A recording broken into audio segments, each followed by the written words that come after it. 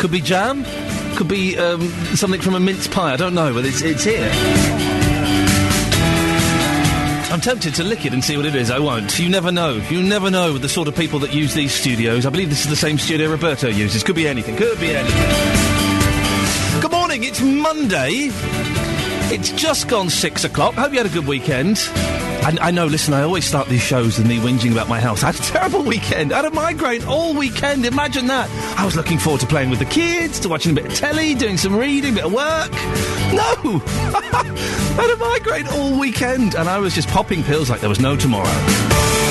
Anyway, doesn't matter, because on the show this morning, lots and lots of stuff, including... Mid-Beds MP Nadine Dorries is to face the Bush Tucker trial.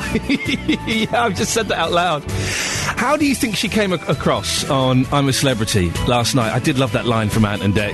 They're very good, aren't they, Ant and Dec? Yes, I know they presented Red and Black. We can forgive them that, because they are very funny. The huge fire off the M1 in Hemel, have you seen it?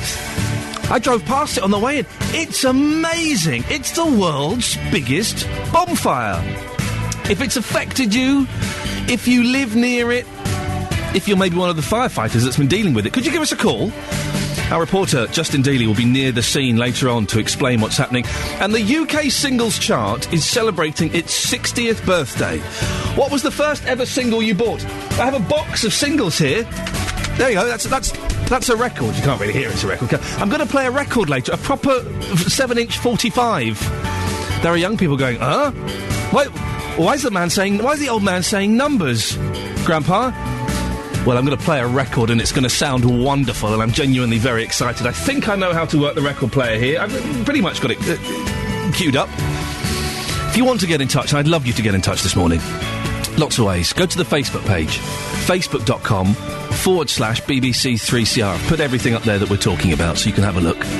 You can text in 81333, starting your text 3CR, or, and this is the best way, isn't it? Let's be honest, give us a phone call. 08459 455 555. BBC Three Counties Radio. Now, I didn't see this last night. It's on past my bedtime. I thought I'd taped it so I could watch a bit this morning. I hadn't. I taped Dragon's Den, so I know all about the lady who invented the thing that raises toilets. Not be funny, they've been around for a long time, love. You didn't invent that. But I didn't see much of Nadine Dorries. I saw a bit this morning, so I've caught up. But did you watch it? Mid-Beds MP Nadine Dorries on I'm a Celebrity last night. Well, here's a little catch-up with what happened. Well, when someone asked me, would you go into the jungle with snakes and rats, I thought, that's Westminster, I work there. So it didn't seem that big a deal, to be honest. You've seen the programme? Yeah, they sent me a DVD. I know they think I'm quite feisty, a bit naughty, because, I don't always do and say what I'm supposed to do and say. And I described the Prime Minister, David Cameron, and the Chancellor, George Osborne, as a pair of arrogant posh boys. Truth be known, I don't really know what I'm letting myself in for.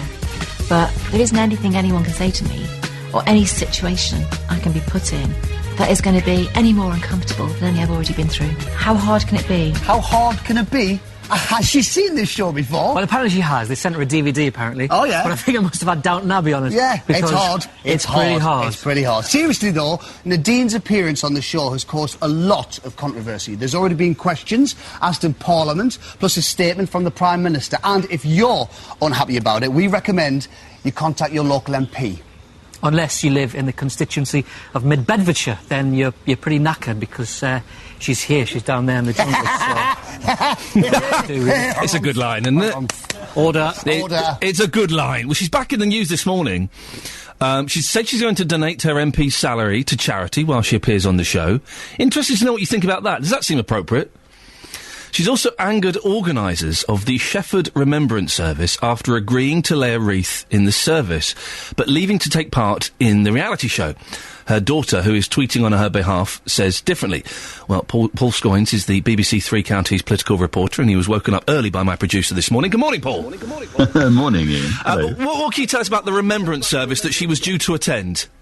Well, this was on the front page of the Sunday Mirror yesterday. It said, Tory Nadine, insult to war heroes, was the headline. And apparently she was supposed to have attended a Remembrance Day parade in Shefford, one of the sort of main towns in her constituency, and she has done already for the past 4 years, apparently, according to the paper, and has been involved in it in some way for the last 7 years. She'd agreed to do it months ago, but the organisers say, the Royal British Legion representative said that they'd had no word from her, and that they then enlisted a local councillor to step in. They said they were very disappointed, they were let down. The mayor of Shefford, who I think you're talking to later, said they were appalled, and she's shamed the Remembrance Day, shunned the Remembrance Day service in favour of a celebrity show, was what they said. Now, according to her Twitter timeline, which, as you say, is being monitored and updated by her daughter Cassie, she did apparently call them and tell them in advance that something was going to happen. There's also been, that lots of the parliamentary party have been upset that she didn't tell anybody. There's also a blog as well that says that she had let people know. So perhaps she's getting her ammunition in sort of early, if you like, before she gets the chance to come back and explain herself. Paul, we've heard that her MP's salary is going to charity. Do we know exactly where that's going and how much that will be? Well, her MP salary will probably be somewhere in the region of about £5,000 for the month. On the Conservative Home blog, where Nadine blogs quite a bit, it says that she will be donating her parliamentary salary for the period she's away to children's charities in her constituency. And it says as well, despite some reports, she insists she did inform the Whip's office, as we say.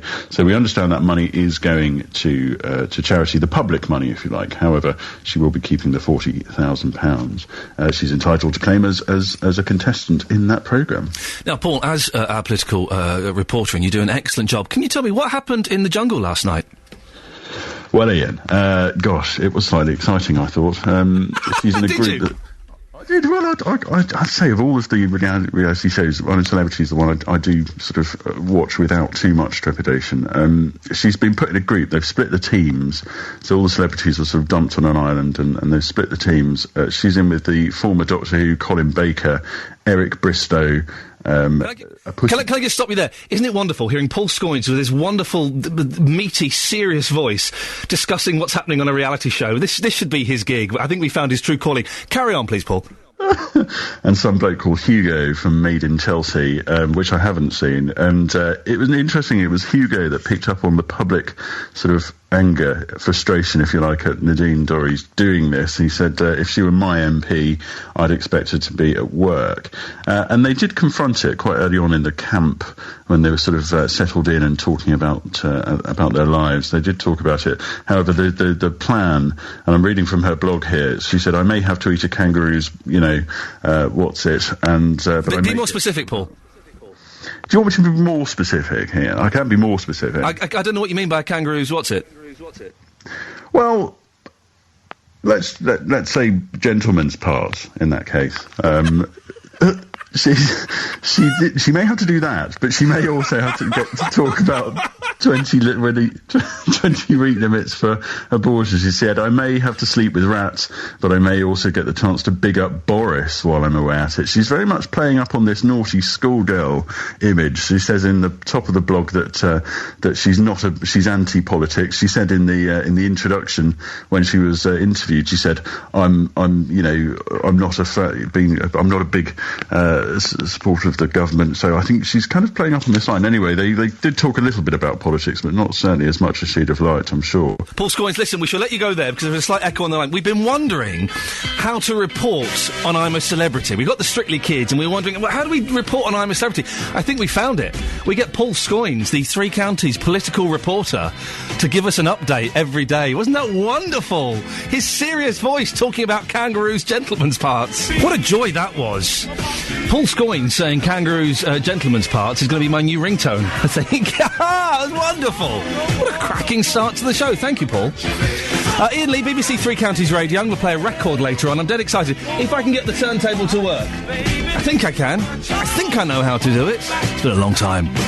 08459 455 555. What did you make of Nadine Dorries? Has she changed her opinion?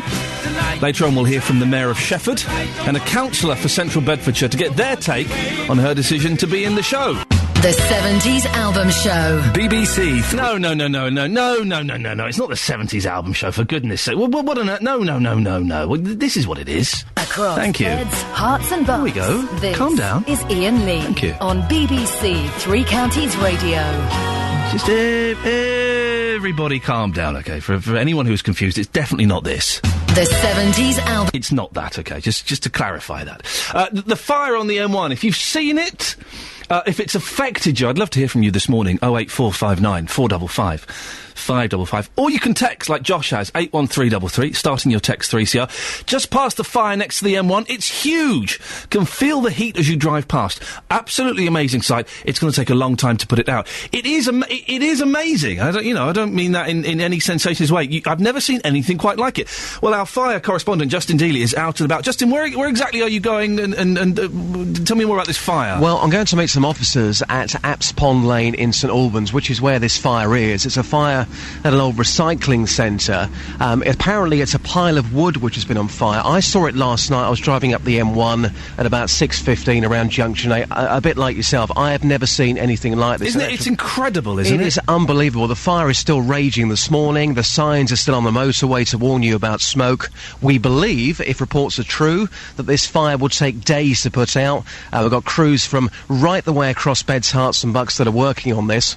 We're going to be live with those crews before 7 o'clock this morning, but I have to say, I have not seen a fire like this since Buncefield. It is quite incredible. At this moment in time, traffic on the M1 is moving, but because people haven't seen anything like this before, come rush hour, people may be looking and slowing down. So clearly, we're going to be keeping across this right the way throughout the morning. There will be a lot of rubbernecking, and all it takes, I would imagine, is just a swift change of direction of wind, and then there's going to be smoke across the M1, isn't there? Absolutely. You certainly presume that. As I say, the warning signs are up, and I think it's our job this morning to tell people, A, what's going on, but B, to warn them not to slow down, because last night traffic was at a standstill. There was no accident there. It was just people slowing down to see this fire, which was absolutely incredible. What a sight it is. It is still raging this morning. You can see it for miles around.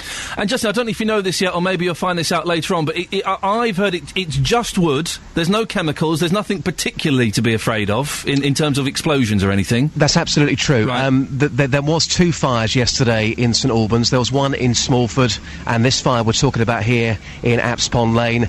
We can tell you right now, the fire is not toxic, and it's not in a residential area, so it's not a case of there being hundreds of houses around it. That's not the case, but as I say, we'll find out all the details before 7 o'clock. Thank you, Justin. If you've seen it, if it affects... I mean, I drove up the M1, and I knew it was going to be there, but it is an amazing sight. They're not going to put that out this week, I wouldn't have thought. How do you put... Can we get someone to tell us, how do you put out a fire like that? What do you do? You can't just spray it with water. It's massive. 08459 455 555. Oh, this is nice. Bit of the Beatles. I think that was their second album, Bit of the Beatles. It's the last note that does it in this song. Listen to the last note. Here it comes.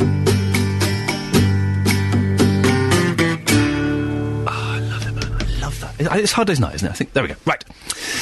Now, research commissioned by BBC Three Counties Radio shows a majority of people in Beds, Hearts and Bucks do not intend to vote for their upcoming police and crime commissioner. That's despite an increase in the amount of awareness of the elections. Out of those questions by students from the University of Bedfordshire, 57% of people said they didn't plan to vote in the election on Thursday. In the run-up to the elections, we'll be looking at what issues affect you. This morning, we're looking at antisocial behaviour. There were over 140,000 recorded incidents across the Beds, Hearts and Thames Valley forces in the last year.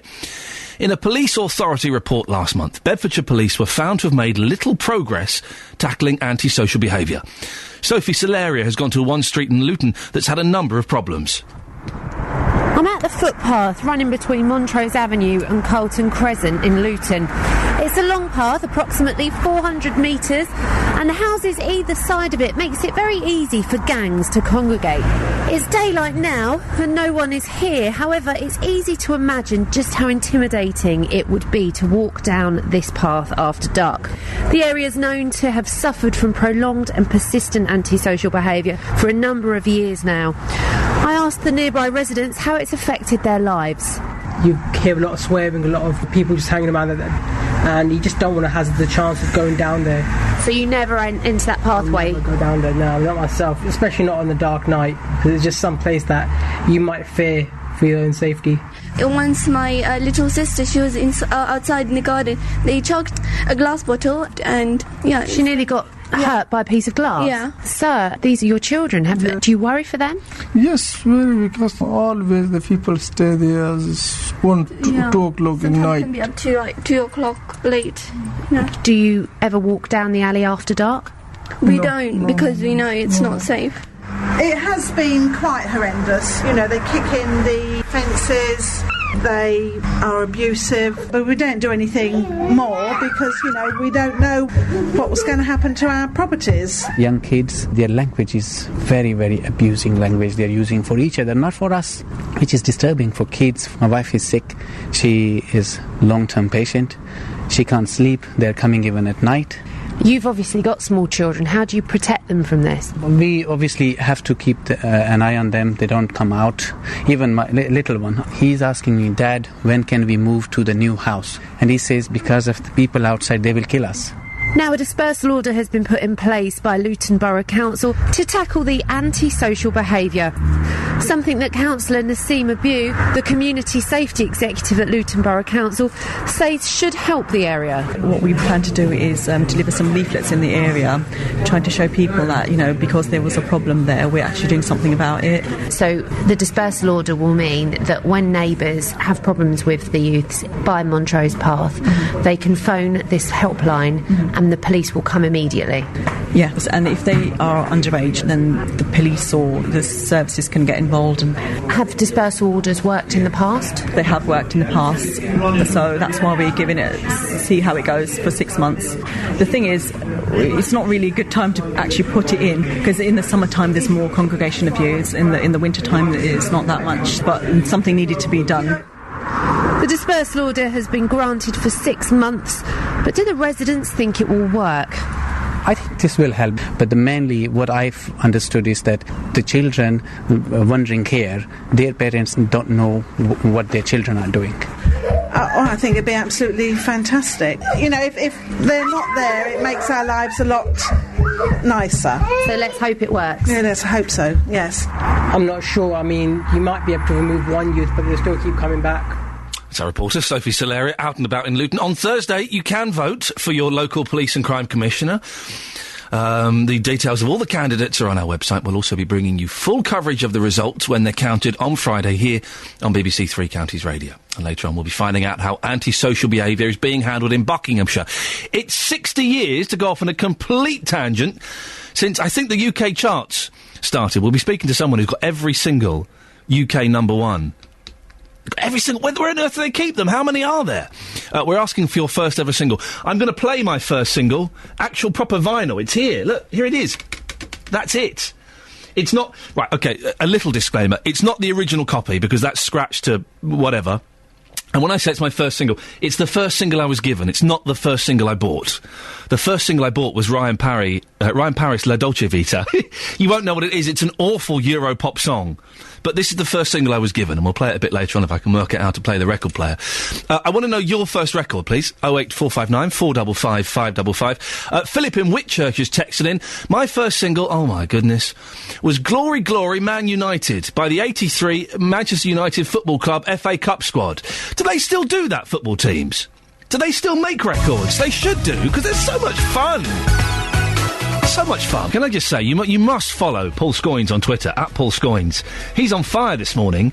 He's embarrassed that I put him on the spot to describe what Nadine Dorris might be eating. And he's just tweeted, hence on, I shall say she was dining Outback style, although that could actually be worse. Thank you, Paul. Right, let's get the news and sport now with Catherine. And that's your latest news and sport. More from me at 7 o'clock.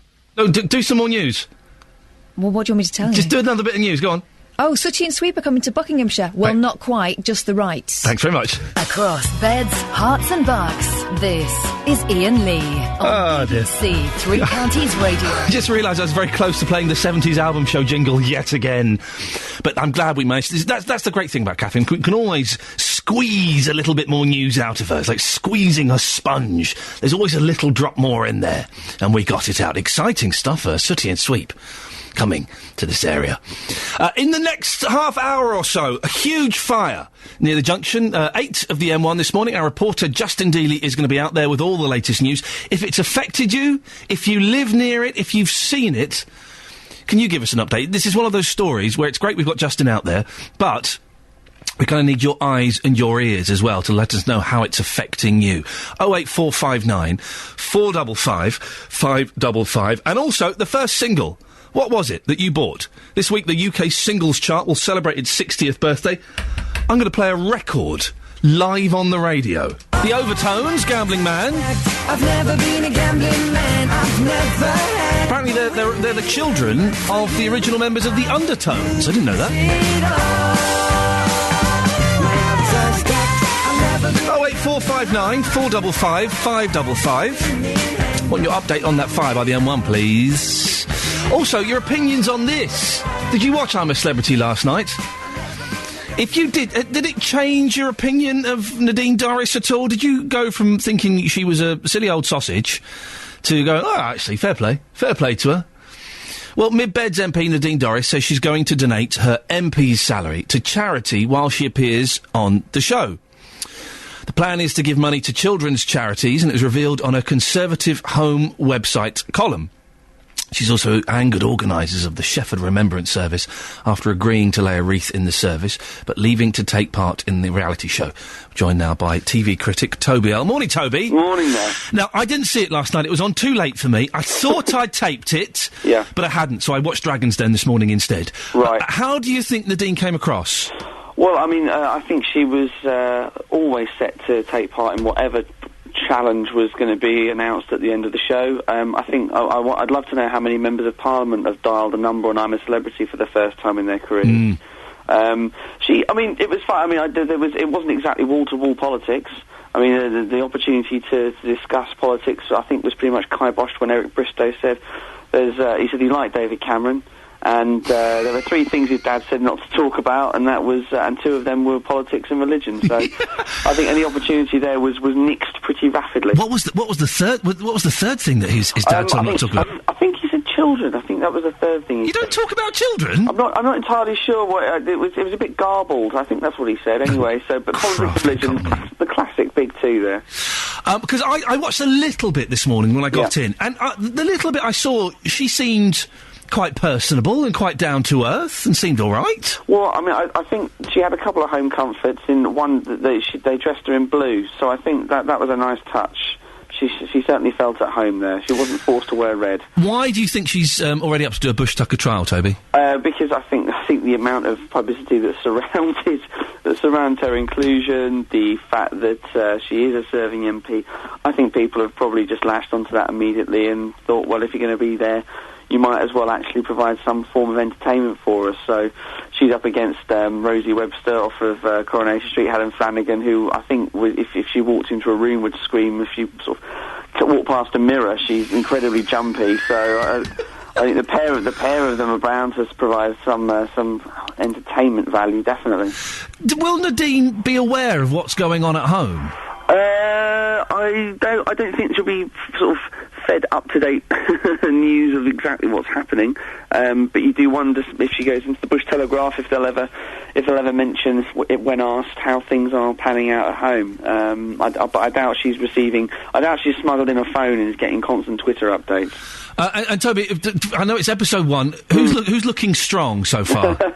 Oh, Brian Connolly's looking quite strong. Yeah. As long as he doesn't start, doesn't produce a puppet and start hitting it, I think I think he'll probably stand a good chance of doing quite well. And Rosie, I mean, the thing is, Helen Flanagan is a good individual to have in there. She is so jumpy. She is screaming at everything. The thought of something walking across her while she's asleep is driving her insane. So I think we're in for turn the volume down over the next couple of weeks, because otherwise you might blow your speakers with her screamings. And Linda Robson, was she the bird of a feather? Was she any good? Yeah, no, very personable. Again, very personable, and came across quite level-headed as well. So you need people like that in there, because otherwise I think you just have a collection of individuals who just spend their entire time jumping at the sight of their own shadows. So she's kind of fulfilling that grandmother kind of almost sort of more maternal role that they like to have. They like to have someone in there who can provide that sort of stability. Toby Earl, thank you very much indeed. Across beds, hearts and bucks, this is Iain Lee on BBC Three Counties Radio. We're talking all morning about the fire that's happening just off Junction 7, excuse me, of the M1. I drove past it this morning. It looked incredible. I mean, it's an amazing sight. Rob is on the line now. Morning, Rob. Oh, Rob, are you there? Yes, hi there. Hello, Rob. When did you see the fire? I saw it at 1:30 this morning. The whole lot was ablaze. I drove past the flyover that sort of looks over it. Yeah. And there was smoke everywhere, and literally the whole lot was just on fire. And the road below, you can see there was police lights flashing, so the police were already aware of it. So I didn't call the fire brigade or anything. So, but yeah, the whole lot looked like it was about to go. Well, I saw a picture of it yesterday at about 6:30, so they're obviously notified sort of yesterday evening, but I was surprised, because I drove up the M1, and at about 4:45 this morning, it's huge, isn't it, Rob? Have you ever seen anything like it? Yeah, well, so you're saying it started yesterday, then? Yeah, it was. I saw a tweet, I think about 6 o'clock, something like that had a picture of it. Oh, right, okay. Well, obviously I saw it 7 hours later, and the whole lot looked pretty fresh, to be honest, like it had just been started. So I presume it's not something they've got under control. I know on a regular day they normally have sprinklers going to keep it all damp and wet, to prevent it catching fire, but obviously that's not really done the job. You just wonder. And if you haven't seen it, go on the web. We'll put a picture on the Facebook page. You just wonder how on earth they're even going to start to get control of it. Yeah, short of sprinkling sort of sand on it. I don't know. I suppose they're just going to have to let it burn out, I presume. I don't think it's near any houses, though, is it? No, I think it's safe in that respect. Sure. Rob, to go off on a complete tangent, and I'm going to shoot this at you from the hip. What was the first record you ever bought?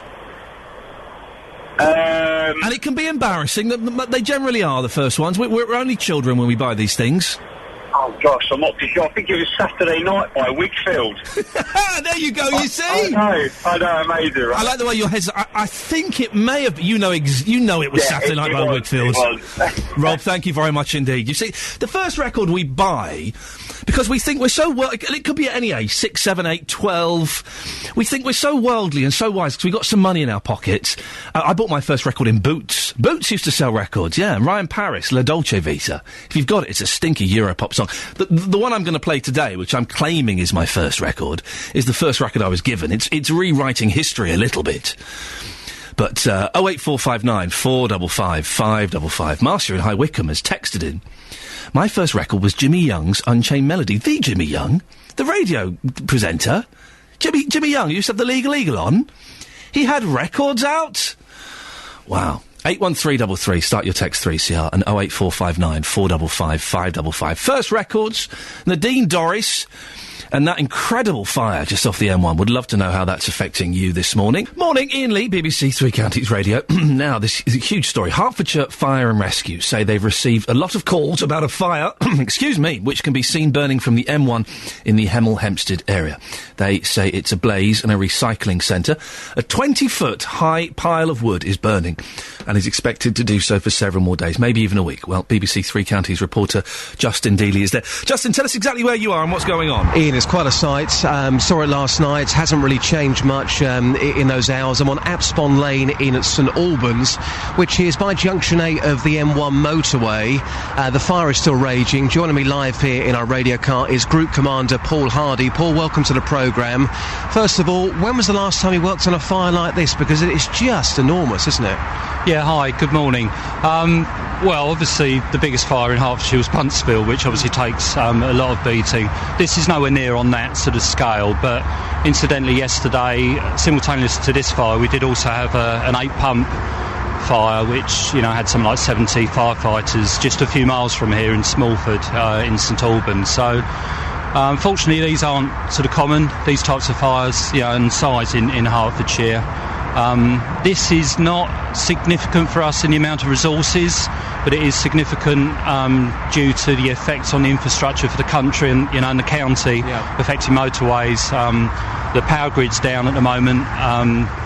National Grid have had to take down the 400,000 volt, had to switch that off, the overhead power lines, because the fire was affecting the cable, so that's been closed as a precaution. So there are some significant factors and complications with this fire which make it a little bit unusual. I know you're getting loads of calls about this. When did this fire start and when do you hope to put this fire out?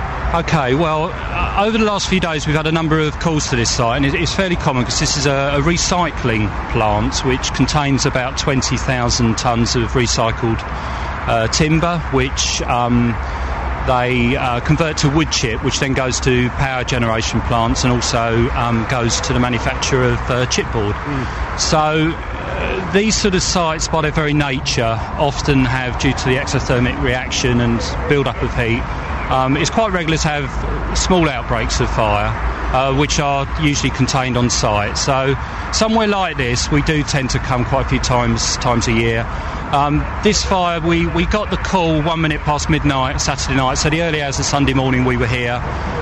We've had since then about 4 or 5 pumping appliances, so sort of 20 to 30 firefighters on site throughout that whole period, plus the other appropriate agencies have been here as well. So we're looking here at days before you put this out, because I'm looking across now, never quite seen anything like this apart from Buntsville, as you mentioned as well. Those flames are probably, 30 foot high right now, 30, 40 foot? Yeah, absolutely. We estimate there's about 10,000 tonnes that's now fully involved in fire. The difficulty for us, you know, it's not just easy in a case of applying a lot of water. The difficulty is that this is a very, very deep-seated fire. So by just applying water to the top of the fire, basically evaporates and goes away. And the way to tackle these fires is basically to either allow it to burn out or start pulling it apart, let the air and the oxygen get to it, and do it in a controlled burn method. However, we've got, you know, another number of complications on this site, one of them being there's quite poor water supplies, so that's given us some difficulty. I've got to hand back to the studio in just a second. We are going to talk to you a bit later on. Your message will be to motorists, slow down. We can see the signs here. We're right above the M1 Junction 8. It says smoke, slow down. That would be your advice. Part of this road here going to St Albans, that's closed as well. A few idiots removing the cones and still driving down here. But I think the key question this morning has got to be, these fumes, just to confirm, they are not toxic fumes, are they? Well, the Environment Agency are on site and they're doing sampling. They'll be doing some further sampling today. All smoke is toxic, but this is on the lesser scale of that because it's sort of wood chip that's burning. The smoke plume is at a fairly low level, and it's not a very densely populated area, which is in our favour. So we would advise, certainly the motorists on the M1, this is literally about 100 yards from the M1, to heed the advice on the overhead gantries. Please try not to be looking left or right. Keep your eyes on the road and concentrate. That's our advice. The A414, which was the M10, is now shut. That's as a precaution because of the overhead power lines. OK, we'll leave it there for the time being. Paul, really appreciate your time. Thank you so much. There you go. Joining us live from our radio car here, Group Commander Paul Hardy from Herts Fire and Rescue. I will be going live onto the site after 7 o'clock this morning, Ian, but again, the advice there is slow down. It's right next to the M1 motorway around Junction 8. We're looking at about 100 yards. I'll take some photographs and put those onto the Facebook site, because this fire, thankfully, nobody's been injured here, but it is an absolutely incredible sight. But please, if you're on the motorway, please take note of those signs. Do slow down around Junction 8. Justin Gilly, thank you very much indeed. There you go, 08459 455 555, if that's affected you. Now, this week, the UK Singles Chart will celebrate its 60th birthday. The charts were first published in the New Musical Express on November the 14th, 1952. The list was the brainchild of the NME's advertising manager, Percy Dickens. He asked 20 record stores around London for a list of their 10 best-selling songs, and then collated the responses. The first to reach number one was this. Here in my heart, I just yearn.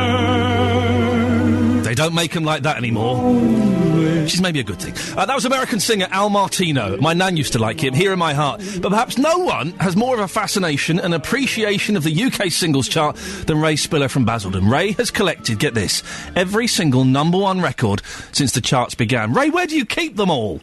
Well, they're kept all over the place because I do use them from time to time. I now make a living out of all the number one records. How many have you got? There's 1,215 up till last night. Blimey. To be honest, is that all? I thought there would have been more. No, there isn't. That's all there is, 1,215. I mean, in the 1950s, there was only 94 records that made it to number one. Right. And do they get played? Do you play them? I play them in a CD form when I entertain at shows, etc., yeah. When did you start collecting them, Ray? This was started in the mid-1990s and took some of the reason about 5 years to get them all. With the very last one to get was a lady called Lita Rosa in 1953. And why did you start? I can see people getting the records of their favourite group or maybe, records from a specific decade, but why did you start collecting number ones? Well, it started off as just more of a hobby, but then it became an obsession. Once you started getting sort of a dozen or so, you wanted the rest. And before I knew where I was searching all over the place to get them. And the chart's 60 years old this week. Do they still have the kind of kudos? Now we haven't got things like Top of the Pops and stuff like that. Are they still as important as they used to be? Well, not really, no, because it's easier now to have a number one record than it was in the 50s and 60s. I mean, in those days, you would have to sell sort of 70, 80, 90,000 copies, whereas nowadays you can do 24,000 and get a number one record, so it's not quite the same. Ray, do you remember the days when records would sell 1 million copies? Oh, happy days. Oh, they'd sell sometimes they'd sell 1 million before they'd even been released. That's right, yeah, people like Freddie and the Dreamers. Remember Freddie and the Dreamers? Unfortunately, I do remember Freddie and the... Is Freddie still with us, or has Freddie passed away? No, Freddie's passed away now. He's no longer with us anymore. OK, well, your favourite and your least favourite in the collection? Best and worst? Well, my personal favourite would be something like Roy Orbison, Pretty Woman. Yeah. I'm a great fan of Roy Orbison. But then you get some of the ridiculous records, people like sort of Mr. Blobby or Benny Hill and things like that. Ernie's a cracking record, though. It is if you're a milkman. I'm gonna play what is supposedly my first ever record. It was what was given to me. It wasn't what I bought, but it's the Monkees. I'm a Believer. That was a number one, wasn't it? That's right, 1968, absolutely. He's good. It was 67, but we won't fall out over a year, Ray. Listen, thank you very much, Ray, and I appreciate your time. Lovely, all the best, Ian. Cheers. There we go. Ray Spiller's got all of them. Now, I'm going to try and play a record here. Now, listen, I've had technical instructions on how to do this. It might be a little bit quiet, because I can't boost it, but I'm going to have a go. So, I'm going to start it. This should work. If it doesn't... Is that playing? Oh, it's too fast. Hang on a minute. Let's have a go. Let's try this. Here we go. There we go. This is a record. You might need to turn your radio up a little bit. Here it comes. There we go. Right, I'll shut up. Oh, then I saw her face. Oh, come on. I wish we could play records every day. There's just something physical about it. Here's a secret, dear listener. We don't even play CDs anymore. It's all on a computer. I just hit a button that's marked go. Where's the skill in that? A monkey could do that. Oh, I love it.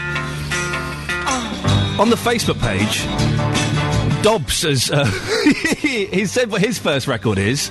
Oh, my computer's frozen just when I wanted to go to it.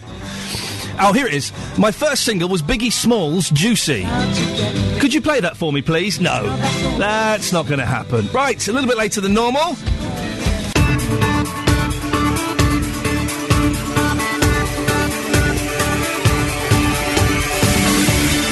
Morning, this is Iain Lee, BBC Three Counties Radio. Thank you for joining us. Lots to talk about and lots that I know you'll want to have your say on. I'll give the contact details in a bit, OK? But things coming up in the next hour include Mid-Beds MP angers organisers of the Shefford Remembrance Service and She's to face the first Bush Tucker trial in I'm a Celebrity. How do you think Nadine Dorries came across last night? If you saw it, what do you reckon? I thought she seemed quite personable, to be honest. Came over quite well, quite down to earth. What did you think? A Bedford man has been fined £200 for dropping a cigarette butt. Excessive? Or a just punishment?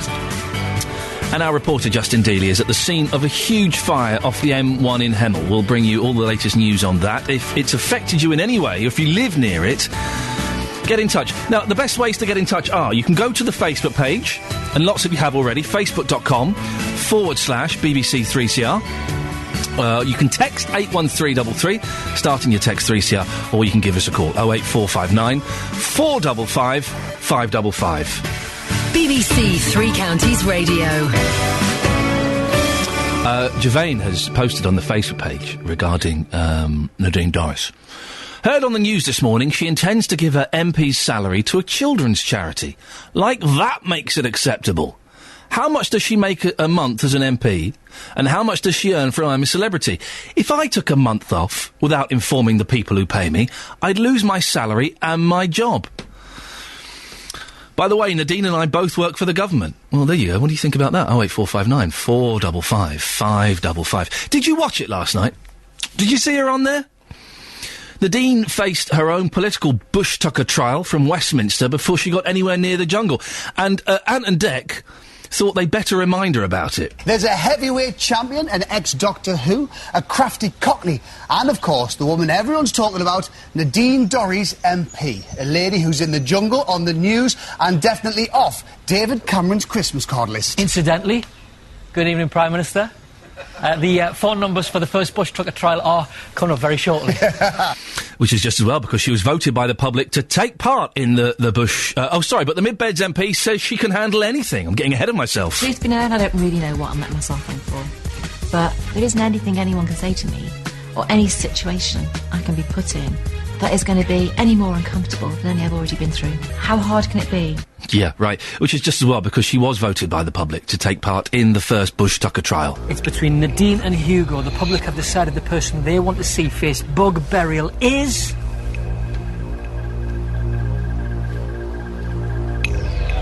Nadine. Oh, Nadine. That's okay, I kind of expected it. Nadine, get yourself ready, and we'll see you across the bridge at the Bush Tucker trial area. Expect more of those as well, love. Bug burial. Well, Ant and Dec have a suggestion on what you can do if you are upset about Nadine being in the jungle. Nadine's appearance on the show has caused a lot of controversy. There's already been questions asked in Parliament, plus a statement from the Prime Minister. And if you're unhappy about it, we recommend you contact your local MP. Unless you live in the constituency of Mid Bedfordshire, then you're pretty knackered, because she's here, she's down there in the jungle, so don't know what to do, really. Order. I'm a Celebrity, get me out of it. Clips courtesy of ITV1. Well, Nadine Dorries has angered organisers of the Shefford Remembrance Service after agreeing to lay a wreath, but leaving to take part in the show. She had accepted an invitation to lay a wreath during yesterday's service, but organisers only found out she wouldn't be coming when they read about it in the newspaper. I'm joined now by Paul Mackin. He's the Mayor of Shefford. Good morning, Paul. Good morning, Ian. And also Dr Rita Egan, Lib Dem Councillor on Central Bedfordshire Council. Good morning, Rita. Good morning. Now, Paul, to you first. Nadine Dorries' daughter has said that her mum arranged for someone to lay the wreath on her behalf and told organisers weeks ago that she won't be able to attend. Yes, that's what she's saying. It's certainly not what the organisers of the Remembrance event recall.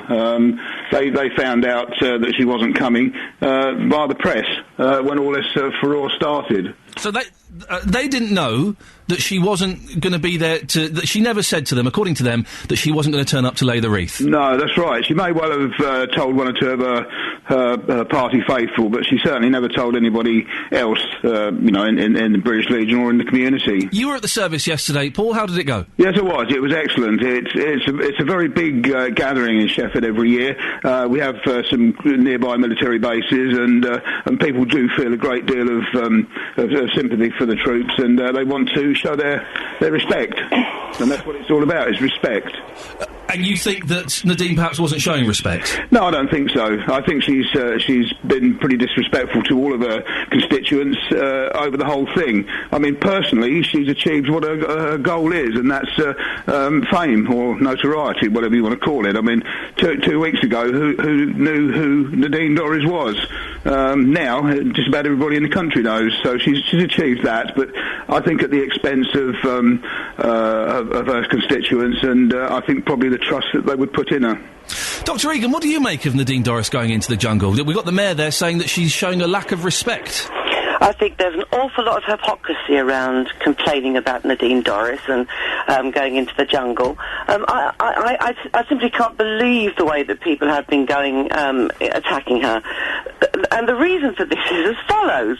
The Times did a study in the summer of the MPs who did second jobs and earned more than £10,000. Do you know, I have the figures in front of me here. There were, in fact, 68 MPs who did earn more than £10,000 But do they go away for a month and are completely uncontactable? No, it's worse than that. It's worse than that. Go on. Actually, there were 10 MPs who earned more than £100,000 a year. But do which they go... means that they weren't on the job either. But do they go away for a whole month and are completely uncontactable? Once you're in the jungle, you're uncontactable. Worse. Tell me. They weren't on the job at all half the time, because actually, if you look at the amount, Gordon Brown earned nearly £1 million. Miliband. But he was contactable, though, wasn't he? Yeah, well, I mean, Nadine Dorries will be contactable when she comes out. This is the other thing. When she comes out, but she could be in the jungle for 3 weeks. This is the other thing. Yeah. The idea that people think that MPs do all of the casework in their constituency is laughable. It's simply not the case. Every MP in the country has a constituency office, and they have an office down in Westminster, and they have people that do their work for them in any case. Ministers are away for great lengths of time. There are people who are not on the job in the Conservative Party. My point is this. This is a bit of a witch hunt, in my view, because she is not part of that rich club of MPs who come from middle-class and posh homes. She comes from a working-class family in Liverpool, and they don't like her because she's not part of their club. What do you think about her saying that she would attend the wreath-laying service at the weekend and not bothering to tell people she wasn't going to go? I'm sure that if she had actually let people know that she was thinking of going, there would be many people who would have said that she shouldn't be going. So I suspect that she decided she was just going to go and then live with the consequences afterwards. But what about things like... I mean, Paul is obviously very upset. Paul is the mayor of Sheffield. There are other things that she's not going to be going to in the next 3 or 4 weeks. But some people would say that things like this, like a wreath-laying service on Remembrance Sunday, that she has agreed to go to... Mm-hmm. She might have been ill. Yeah, but she wasn't ill.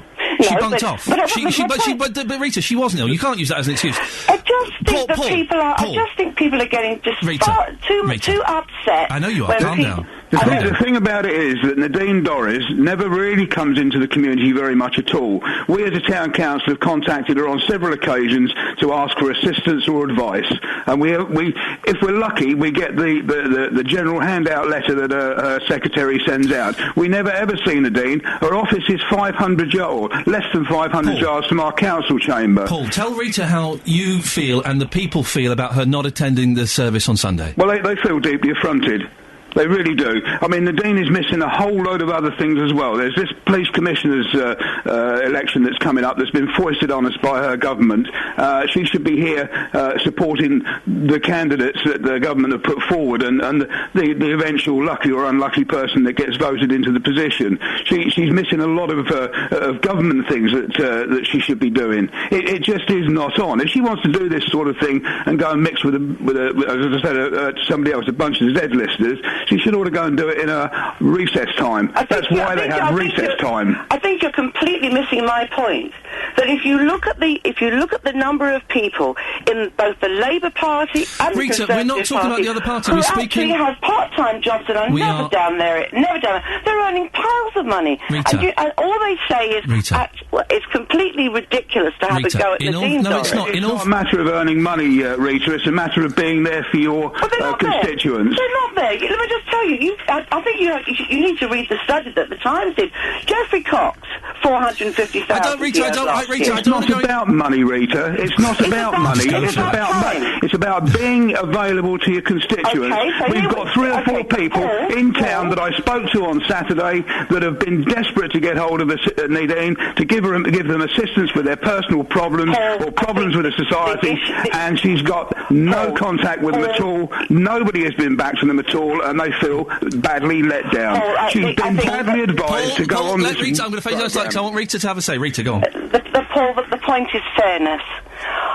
If you think that it is wrong that you are not spending sufficient time with your constituency and doing the job that you are paid for, what do you make of this? This is Geoffrey Cox. No, Rita, I don't want to talk about... No, you can't. No, you can't. I'm not going to allow you. I'm not going to allow you because you're talking facts and figures about people and I don't know those stories, so I'm not going to let you say those. I think you should read the report. No. The people of Mid-Beds, they've elected her. She needs to be visible in Mid-Beds, doesn't she? Not in Australia. She said in the Jungle last night that she only had 4 days off this year. Right, so she's going to just take a month off. She's going to take... She certainly wasn't in central bed. Put it this way. I see Nadine Dorris when I go out and about. I see her at events, so I can't accept that she's never actually showing up to events that she's supposed to be at, because I see her at them. OK, listen, we have to leave it there. Thank you very much. Yes, Dr Rita Egan was the last voice you heard there. Lib Dem councillor on Central Beds Council. And before that, Paul Mackin, the Mayor of Shefford. Strong opinions? What do you think? Is Rita right? Hey, listen, everyone else is doing it, then why shouldn't Nadine be allowed to do it? Or do you agree with Paul, the Mayor there, that she should be visible, that she's letting down her constituents? 08459 455 555. When arguments like that are going on, I feel I should pop out, go and get a cup of tea or something. There's nothing for me to do. Lots on the show this morning, also focusing on this fire that's taking place just off Junction 7 of the M1. If you've driven up or down the M1 today, you'll have seen it. You can't miss it. It's huge, absolutely huge. Justin Dealey is, Junction 8, sorry. Justin Dealey is out and about there, and we'll speak to him later on and find out what the latest is. If it's affected you in any way, or if you've got a view on it, could you give us a call? 08459 455 555. Let's go to Phil. Good morning, Phil. Good morning. Phil, have you spotted the fire? Yeah, yesterday, actually. My 9-year-old son plays rugby for Datchworth Rugby Club, and we were all playing down in Enfield and coming back up the A1M around about 1 o'clock, I guess it was, yesterday. And the column of black smoke, I mean, it reminded me of Buncefield, actually, as well, as the fireman was saying earlier. You saw it as early as 1 yesterday? Yeah, 1 o'clock yesterday. I wonder what time it started. If anyone knows what time it started, can you give us a call and let us know? I mean... It's an amazing sight, isn't it? It's just so huge. Incredible, yeah. I mean, my lad was amazed by it, and when we got home, we were trying to work out, what it was, because it was so big. It must have been in the news, but we couldn't see anything on the internet about it until we looked on YouTube. And if you search in YouTube for St Albans fire, great. There's like a 2-minute clip there that somebody posted on there, which really goes up close to it. You can see the sort of stacks of pallets. They look like wooden pallets that are on fire. Phil, listen, thank you for that. 08459 455 555. Mick's from Dunstable. Morning, Mick. Morning. You've seen the fire as well? Yeah, I've seen it, and to be honest, I'm surprised it's only just started today, because it was, I know it's an old cliche, but it was an accident waiting to happen. Really? Yeah, I can't believe that the local authorities let someone build a bonfire over high voltage power cable as well, because there's 2 National Grid power cables, the gantries that go past there as well, and they're right over the top of it. How close are the power cables to the fire? Very. They go over it. I should think the National Grid have had to switch it off. Wow, really? OK. Yeah. And you're right, it does look like the world's biggest bonfire. That's exactly what it is. It is the world's biggest bonfire, and I've been watching it for a couple of years now. I drive past in a lorry, and I sit there and watch it, and it makes my stomach churn thinking that will catch fire. Right. And who let them build that bonfire with those power cables there, people's houses there? And then, once it's all gone and finished, the other thing is, it can't be a very good business plan to pile wood that high. I'd rather have the wood in, sell it, and then make money instead of piling it so high. I'm not a businessman, but it just doesn't seem right to me. And it's such a waste of good wood, which could go for, other purposes. Mick, listen, thank you for that. I love that's such a bloke's attitude. It's such a waste of good wood. It is. Mick, well, Justin Dealey is looking into this apparently now about why it was allowed to get so high. Interesting, Mick from Dunstable there drives past it all the time. Suspected it was a fire waiting to happen. To be honest, I drive past it every day. I'd never particularly noticed it. It's one of those things you don't really look at until it's ablaze. But Justin Dealey, our reporter, is out and about there, and we'll get the latest from him in a little bit. 08459 455 555. Thank you, Mick, for that. Now, research commissioned by BBC Three Counties Radio shows a majority of people in Beds, Herts and Bucks do not intend to vote for their upcoming police and crime commissioner. That's despite an increase in the amount of awareness of the elections. Out of those questioned by students from the University of Bedfordshire, 57% of people said they didn't plan to vote in the election on Thursday. Well, in the run-up to the elections, we'll be looking at what issues affect you. This morning, we're looking at antisocial behaviour. There were over 140,000 recorded incidents across the Beds, Herts and Thames Valley forces in the last year. In a police authority report last month, Bedfordshire Police were found to have made little progress tackling antisocial behaviour. Well, we sent Sophie Solaria out on her bike to follow some bobbies around their beat in Hertford. I'm PC Sarah Smith. I work at Hertford Neighbourhood Team and have been on Neighbourhoods for 9 years. And my name's Peter Simon Hughes. I cover Sill Farm and I have been for 3 years. And so today you're taking me out on a bike. Is this a new thing, these bicycles? There have been sporadic use of bikes in Hertfordshire, but now it's been rolled out across the county and all the neighbourhood teams are going to have them. We do as much as we can, foot patrol and cycle patrol around the town, and back to sort of your old-fashioned policing, if you like. Right, so we've just pulled up here by a rather dark and scary underpass. Can you explain to me what this is? This is part of the National Cycle Route. It looks a bit scary this end, but it's actually a really nice ride. It takes you via the river towpath to our neighbouring town of Ware. And historically, and we have had some problems on the towpath and with drug dealing and such like, and the use of these bikes has really helped to sort of stamp that out, because we're able to get to areas we would never previously been able to get to. Are you taking me down there now? We are, especially to this underpass, because I want to inspect the graffiti, because I'm doing a graffiti project at the moment, and graffiti has been popping up here, so I want to see if there's any extra. We're under the underpass, and Sarah, I bet you're a bit dismayed to see that there is actually some graffiti on both sides of the wall. Was this here last time you checked? Some of it was. I think that tag there is new. I wouldn't say we have a particularly bad problem with graffiti in Hertford, but it is something that the council have informed me is on the rise, so we're putting a project in place.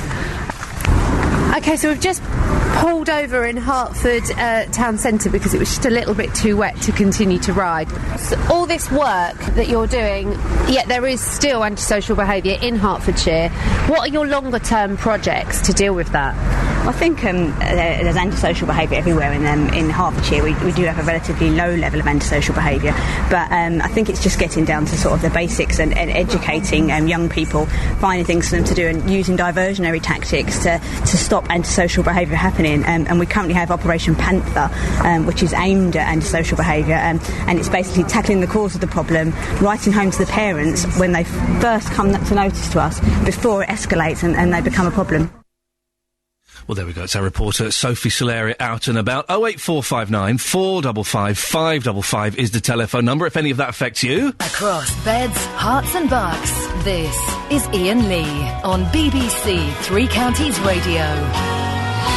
We got some texts about records. I played a proper record today. It was exciting. Yes, I got the speed wrong. I didn't know these record players had 78s on there. Wonderful. Cynthia in High Wycombe. I was dancing away to the Monkeys record at the bus stop. Kept me warm. Good for you. And the first record text, we're asking what is your first record. Got a few of them, actually. My first single was actually two. One was Slade, Goodbye to Jane. That's a good song. Slade were a great band. If Slade hadn't worn such silly clothes, they would be looked on as fondly and as seriously as Led Zeppelin. But because they dress like idiots, they became a joke. But if you listen to some of their early records, man, they rock. And the other was The Mixtures, the Push Bike song from Leslie. Mr. Werewolf, first record I bought when I was 5 for my older brother's birthday, Leo Sayer, I Won't Let the Show Go On. Helen and Milton Keynes, my first record that got to number 1 was Eye of the Tiger by Survivor. That's a great... And Marcia says Jimmy Young was a singer in the 50s. He also had a hit with The Man from Laramie. Well, there you go, you see. On the subject of Nadine Dorries, yes, she's a subject now. Joe is in Letchworth. Morning, Joe. Good morning, Ian. How are you? I'm good, thank you. Did you watch the show last night? I did, but first things first. First record, Billy Joe. We didn't start the fire. Good, hang on a minute. How old are you? I thought you were in your 50s. Ian, I told you this before. I'm the same age as I'm 36 at the minute. Well, bless you. I'm 39. How was your first record, Billy Joel, then? Because that was like 1987 or something. I was never really into it. My dad used to listen to Neil Young and Bruce Springsteen, and it was he took charge of the records and that was it. But we had 78s as well. They were quite comical. I like 78s. Anyway, go on, Nadine Dorries. Did you enjoy it last night? I did. I must admit, I've never. Sometimes it's always been Marmite. I'm a Celebrity. Get me out of here because some people, some of you like, some of you don't. But last night, I thought the lineup's quite good. Yeah. And I think Nadine, she's playing it pretty cool at the minute. I'm going to be watching it every night, and because the wife absolutely loves it, so. But I think she played it pretty cool. Now, she's got this first test tonight, hasn't she? So it's the bug burial.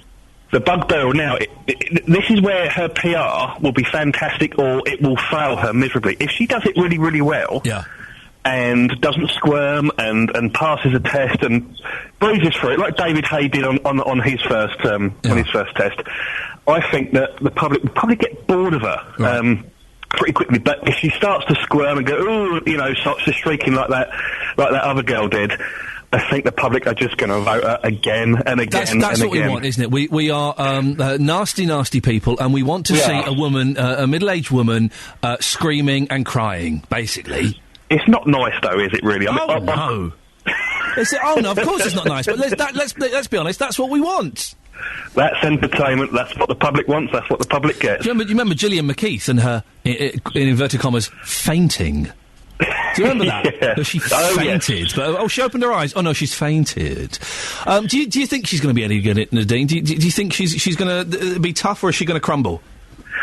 I'd like to say that she'd pull through, because, despite whether we think she's right or wrong to go in there, she's getting a lot of attention, and she probably knows she's going to get a lot of negative comments made against her. So I'm sort of hoping that she does pull through, but I'm also hoping that she sort of does squirm a bit as well. Is that wrong? It's so wrong it's right, Joe. Thank you very much indeed. 08459 455 555. Do you agree with Joe? Want to see her squirm? That's what we watch those programmes for. We want squirming. Across beds, hearts and bucks, this is Iain Lee on BBC Three Counties Radio. Coming up in the next half an hour, cigarette butt chucked on the floor, £200 fine. Excessive or appropriate? And George Entwistle, the BBC's former Director General, quit on Saturday. We'll be finding out what that means now for the future of the BBC. 08459 455 555. But talking about this fire just off the M1, Andy's in Hemel Hempstead. Morning, Andy. Good morning, Ian. How are you? All right? Yeah, I'm OK, thank you. Have you seen the fire? No, but I can recall at least 6 to 8 years ago, it combusted one summer. Oh. And the reason it combusts, it's the gases in there, and they build up deep down within, and they just spontaneously combust. What, the gas is in a pile of wood? Oh, yes, wood and vegetation and all sorts there. Oh. And what happens, and the heat it generates, even if the heat that's in there, even without it burning, is quite high. And I remember last time when it did combust, the M1 was closed, the 4 and 4 was closed, and it took the fire brigade at least 6 months to put the fire out. Excuse me, 6 months? Yep, that was smouldering for about 6 months, yep, seriously. Wow. I mean, I drove past it this morning, and it's massive. We're going to get some pictures on the Facebook page that Justin's sending in. The heat it generates, you wouldn't believe it, and it could be raining 24/7 for a month, and it still wouldn't put it out. And it won't put it out. Incredible. Yeah. Andy, listen, thank you very much for that. Caught fire 6 years ago, took 6 months to put out. He says that. I can kind of believe it. If you've seen it, I can kind of believe it. Well, Justin Dealey is there, and we'll speak to him later on and find out exactly what's going on. Now, after only 55 days in the job, George Entwistle has become the shortest-serving Director General in the history of the BBC. He resigned from his post late Saturday night in a statement given to the press with Lord Patton, head of the BBC Trust. He's to get a year's salary. When appointed to the role, with 23 years' experience as a producer and leader at the BBC, I was confident the trustees had chosen the best candidate for the post and the right person to tackle the challenges and opportunities ahead. However, the wholly exceptional events of the past few weeks have led me to conclude that the BBC should appoint a new leader. It follows criticism of a Newsnight report which wrongly linked a Conservative politician to a child abuse scandal in North Wales in the 1970s and 1980s. We can talk now to Hertfordshire's Paul Connew. He's a PR and media commentator. Morning, Paul. Good morning. This was inevitable, wasn't it? I think it was. It's been a catalogue of disasters, and I think that after John Humphrey's kebabbing of George Entwistle live on the Today programme on Saturday morning, that was the final nail in his coffin. But all credit to the BBC for allowing that to happen. In fact, it's hard to think of any other organisation that would have allowed one of its star employees to essentially sack his boss on air. You're right, Paul, and I think that there has been a lot of criticism about this, but that is one of the things that does make the BBC so good, is that they allowed that to happen. There was no hiding away. It was out in the public, and the Humphreys interview was incredible, wasn't it? It was a masterclass in forensic interviewing, and as I said before, I think the BBC deserve credit for that. I mean, you could argue that after the tardiness with which George Entwistle failed to address the original Newsnight programme on Jimmy Savile that should have been aired and wasn't, and received a lot of criticism for the delay in addressing that and apologising to the victims and including those, of course, who weren't aired by Newsnight, but eventually were, of course, aired by ITV. But there was much criticism for his lack of put his head above the parapet on that occasion, or the delay in which he eventually faced the press and spoke. That probably it was almost inevitable that he had to actually to appear quickly after the Newsnight disaster number 2. Now, the Newsnight disaster number 2, Paul, this does confuse me slightly, because the person in question who has come out and said this, hey, this has nothing to do with me, you get your facts right, he was never mentioned. No names were mentioned in that Newsnight report, were they? Yeah, but come on, we now live in the age of cyberspace, and in fact, there was the hints were so broad that it then, of course, triggered even before the programme aired, because of a rather boastful tweet by one of the outside journalistic team they brought in, which is the story in itself. He's disappeared, that fella, hasn't he? Well, yes. Well, obviously, currently the Bureau of Investigative Journalism are, in fact, themselves under a cloud. I mean, they have a fairly good track record, but not an impeccable one. And unfortunately, I think they were so keen to actually promote this one that tweeting that ahead led to a lot of speculation. But speculation on the internet, Paul. Listen, I could go onto David Icke's website, I could go onto any number of websites, as Philip Schofield did, and find a list of people that are accused of being paedophiles. But is that really the BBC's responsibility? I didn't think there were enough clues in that Newsnight piece for me to go, oh, it's such and such they're talking about. It was quite vague. Can the BBC really... No, but you can't... But it was only vague in the context of what appeared on Newsnight. But given the tweet that went out from one of the production team, albeit outside freelance, there was already a wave of speculation with Matt McAlpine's name, on Twitter, to the extent, and this is the real problem, to the extent that Michael Crick, Channel 4's political editor, actually went, even before Newsnight, in fact, aired that programme, went to Lord McAlpine to tell him, and McAlpine, of course, issued his stern warning that A, it wasn't me, and B, I'll be suing if anybody says it was. Now, the BBC the Newsnight team did not even approach McAlpine, which is a breach of their own of the BBC's own guidelines for editorial guidelines, and they also didn't show the accuser a photograph of Lord McAlpine. That's the amazing thing, isn't it? Yeah. Which, in fact, is basically kindergarten journalism. As a former national newspaper editor, I'd expect better of my most junior reporter, in fact, than that. In fact, or even a local weekly paper reporter. I mean, that's fundamental kindergarten journalism. Newsnight's going to go, isn't it? I think it's hanging by a gossamer thread. I mean, Newsnight has a great track record, and it, really, and until the events of, the events surrounding Jimmy Savile, child abuse, and the events of the last few weeks. So I think it'd be sad if Newsnight does go, but I think obviously it's, is it now such a toxic brand that it can't survive? But I think whatever happens to Newsnight,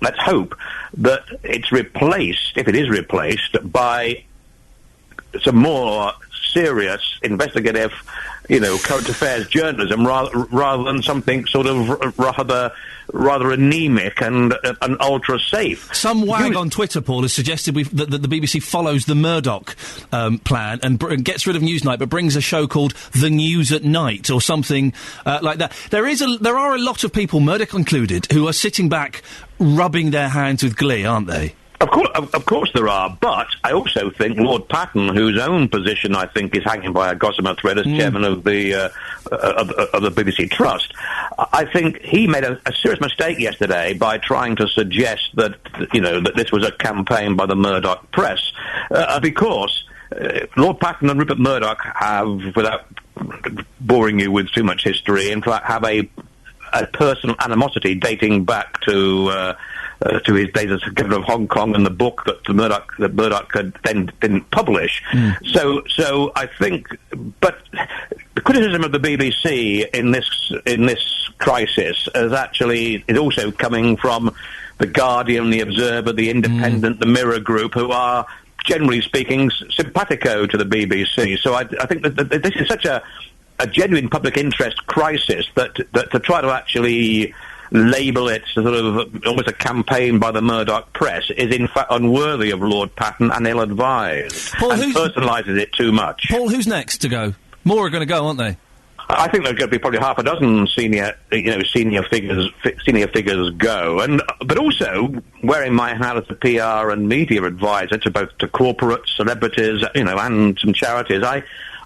Where the hell, is the army of BBC press officers and PR advisors been throughout this? I mean, we've had George Entwistle, Mark Thompson, the previous Director General, and Lord Patton himself, all claiming they didn't, at various points, they didn't have reputation-damaging stories about the original Savile Newsnight programme being shelved and other things, actually flagged up to them. Well, as far as if I have clients who have reputational damaging issues coming up in the media or suddenly appearing in the media, the first thing you do is actually flag it up to them and address it with them. And how do you counter this? Paul, listen, we have to end it there. Thank you very much. Paul Connew, PR and media commentator. It's a mess, isn't it?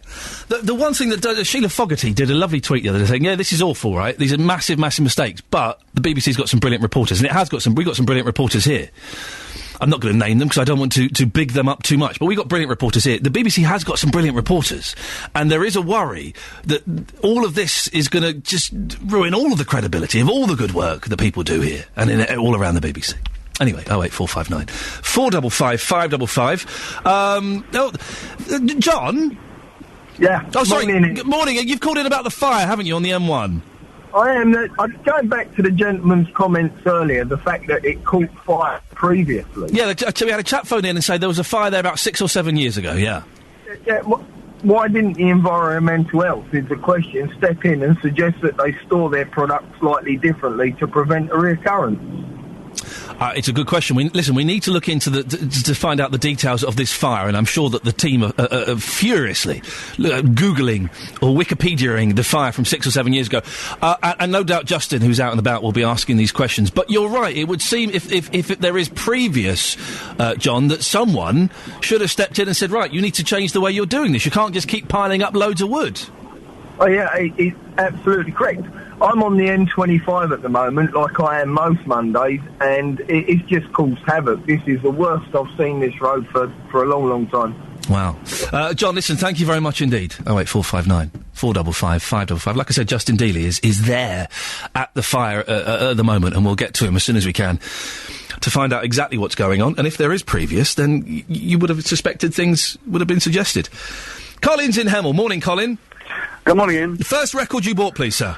Yes, it was David Bowie, Life on Mars. Oh, no, are you sure? Because I'm always suspicious when people's first record is something really cool. Yeah, it was. I was at secondary school, and I think it was the time of the moon landing and all that. Yeah. Just finished, and I was really wrapped up in that. And so that's the one I bought. I still got it because I became a DJ after that. So I've got 1,000 records, but that's the one I bought. Yeah. And you're still a fan of Bowie now? Oh, definitely. Yes, definitely. Ever met him? Yes, I have actually. Have you? Funnily enough, it was about 10 years ago. How did that happen? Well, I was working at sea at the time. I was working as the entertainment manager on the QE2, and he used to travel with us across to New York and back because he didn't like flying. No. And of course he went under his real name, as you know, David Jones. David Jones, of course. And I thought, I wouldn't mind meeting him sometime. I think I've got his record. So I asked one of my oppos, and he arranged a meeting for me. He went up to his suite. He was quite ill at the time. Actually, he was up in his suite for 5 days. Never saw him anywhere. Yeah. Sat down with him for half an hour and had quite an incredible conversation with the man because he's a very, very clever chap. Yeah. Wow. And he said, can I sign your autograph book? So I got it from me, and he said, what should I put? I said, well, here we are on the ship, and there's a lovely line in Life on Mars says, sailors fighting in a dance hall. And we had a restaurant on there called Queen's Grill, so I've got it in front of me because I just nipped out as your chap called him back, and it says, sailors fighting in the Queen's Grill. It's the food that keeps them there, fighting to be first in line, I suspect. Colin, can you take a picture of that and email it to us, and we'll put it on the Facebook page? I'll do my best, yeah. God bless you, Colin. Send that over. We'll put that on the Facebook page. David Bowie on the QE2. Yeah, that's my David Bowie impression. It's not bad, is it? Been waiting for an excuse to do that. Hertfordshire Fire and Rescue have been deluged with calls about a fire which can be seen burning from the M1 near Hemel Hempstead. A 20-foot high pile of wood is alight in a recycling centre. Firefighters have contained the fire but say it will take up to a week to completely put it out. Well, BBC Three Counties reporter Justin Dealey is there. Justin, what's the latest? Ian, I can tell you I'm very, very hot this morning. The fire started in the early hours of Sunday morning. It's on Apps Pond Lane in St Albans, directly next to the M1 Junction 8. The signs still clearly say smoke slow down. And Ian, a few moments ago, I was on the site with Group Commander Paul Hardy. Take a listen to this. So I'm live on site with Paul. The heat is absolutely incredible. You can probably hear the crackle. I'm going to have to move away because the heat is absolutely unbelievable. The flames here are probably a good 15 to 20 foot high, and I'm standing literally a matter of yards away from this fire. Paul, welcome back to the programme. I'm going to have to move away because the heat is just unbearable for me. You're saying that you can't put this fire out for days, if not weeks. Just remind us why that's the case. Right, well, we estimate about 10,000 tonnes of recycled timber well alight. The stack is approximately 50 metres by 50 metres. I would estimate it's about 15 to 20 metres high. Yeah. So it is a significant amount of product that's alight. The difficulty that we have with these sort of fires, and is similar to haystack fires, the only way to effectively put them out is to pull them apart, to allow oxygen into them, and that then allows us to apply water to them to extinguish them. If you put a fire on this, it'll literally just evaporate on the top and it won't get into this is very deep-seated. Okay, how hot is it? If I move here to my right-hand side, I'm being shielded again by this lorry. I'm going to move away because that is... Wow, how hot is that? Well, we're approximately 10 metres away, and the wind's in our favour, so we couldn't be standing this distance the other side. Fortunately, there's only a light wind. We're on a southerly wind and 5 to 10 miles an hour. So how hot do you think? Well, that would be sort of 1,000 degrees, in the centre of that. Can you move back here again for me? Is that okay? You're used to this. I'm clearly not. Lots of our listeners have been phoning in today with their questions. I mean, obviously, we've got the fire here. It is wood, surrounded by wood, this whole site here. Listeners are saying, why was this allowed to happen? This was an accident waiting to happen. Can you answer that question for us? Well, I can't. Obviously, we're the fire service. We're here to deal with the incident. The appropriate authorities are the Environment Agency, and also Herts County Council licence this as well. So there's two agencies that are responsible for the licensing that impose the various conditions. No, that's fair enough. I fully understand that. But of course, this is not the first time you've been here for a fire, though, is it? No, any sort of site of this nature, because it's on such a large scale and it's a recycling plant, by its very nature, we do have an attendance at these sort of sites, typically a couple of times a year. Have you been here this year already? We've had a couple of calls here. A couple of them have been false alarms. We've had one fire, which I believe was in February of this year, which was only a single fire engine attendance, so only a very small fire. And looking around us now with this site, I've not seen anything like this since Bunsfield. You as a fireman, you totally back that up. It's certainly the biggest fire that you've worked on since Bunsfield. Quick yes or no, you probably know at this stage. Was this fire deliberate? No, we don't believe so. There was indicated the site owners, this has been, I believe Saturday, it was smouldering a little bit. Again, due to the processes that go on here, is quite common to have reaction with, they make compost material as well, so quite regularly this, and viewers, listeners who live in a locality or drive by, you will often see a smouldering, similar to a manure heap, if you like. Yeah. So it's not that uncommon to have smouldering product. It's interesting to know. I am baking here. Please can you take me off this site now? Yeah, absolutely. Okay. That was myself talking to Paul Hardy earlier on, Group Commander for Hearts Fire and Rescue. Ian, I've done some interviews before in my time in strange circumstances, but the heat was incredible. Oh, bless you, Justin. Can we move now, please? I felt really sorry. sorry to Paul, for I said, you know what? I sound like a big girl. He said, no, don't worry. He said, I've got all the equipment on. He said, you've turned up this morning. I said, you know what? I'd look like a muppet, Paul. I'm wearing a scarf this morning, and I'm coming to a fire which is 20 foot high. But it sounded incredible. Still. We could hear the crackle there, and it sounded amazing. Well, fingers crossed they can put this out. As they say, they're not quite sure when they can. They've got a meeting at 9 o'clock this morning. The water supply here is poor. It could take days. It could take weeks. In saying that, Ian, this morning I thought the M1 would come to a standstill because, of course, the fire is right next to it. Right next to the M1. I'm directly above the M1 right now. The signs are up saying 60 miles an hour, but here around Junction 8, the traffic is definitely moving, so that's a good thing. Justin, you may not have heard, earlier on we had a call from a guy who said there was a fire there about 6, 7, 8 years ago, and it took them 6 months to put it out. Do we know if this is right? We've not looked into this, if there was a fire there before? Well, the information that was coming back from the firemen here was there was a fire earlier this year in February, and that was put out pretty quickly. In terms of what happened a few years ago, again, I can go back on the site in a second and put that question to them. But 6 months, that's incredible. Just because it was smouldering for so long. And also another caller, and I don't know the area particularly well, so that it was very near some power lines. Is that right? Yes, power lines directly above. Those lines have been turned off. Right. I mentioned earlier on that there's not hundreds of houses here. There's about 4 or 5 houses around this plant. So what I'm going to do, hopefully at some point between now and 9, is go and speak to them residents and find out how they feel about this. Because, as we've mentioned a few times, it's not the first time there's been a fire here, and there's wood absolutely everywhere. Our listeners are right, I think. Looking around the site, it was a disaster waiting to happen. We have had a few people phoning in saying that we had a truck driver drives past every day and just thought it was outrageous that it had been allowed to grow that big. Well, yeah, it's absolutely huge. I can guarantee you right now, I'm looking at the wood. Some of the wood hasn't burnt. There's moulds around. The wood's probably a good, 20 metres high, and it's just sitting there. Any sort of match, and the whole thing will go up, as is what's happened here. Justin, you're doing cracking work. We'll get back to you when we can. Thank you very much, though, Justin Daly, by the scene of that fire. If you live near it, there aren't any houses right next to it. If you live near it, or it's affecting you, could you give us a call? 08459 455 555. And as we often do on this show, we are bouncing all over the place like a pinball in a machine. Singles. Matt is in Luton. Morning, Matt. Good morning. First single you bought? Fats Domino, Blueberry Hill. Oh, now, come on. Really? Because that's another cool one. 78. Absolutely brilliant. Are you sure you're not rewriting history, Matt, to make you sound hip? No, I am hip anyway. Well, I've often thought it. I didn't dare say it out loud, though. And I believe you got some information about the broadcaster Jimmy Young. Well, one of the greatest broadcasters ever lived. Oh, he's a legend. Better than you.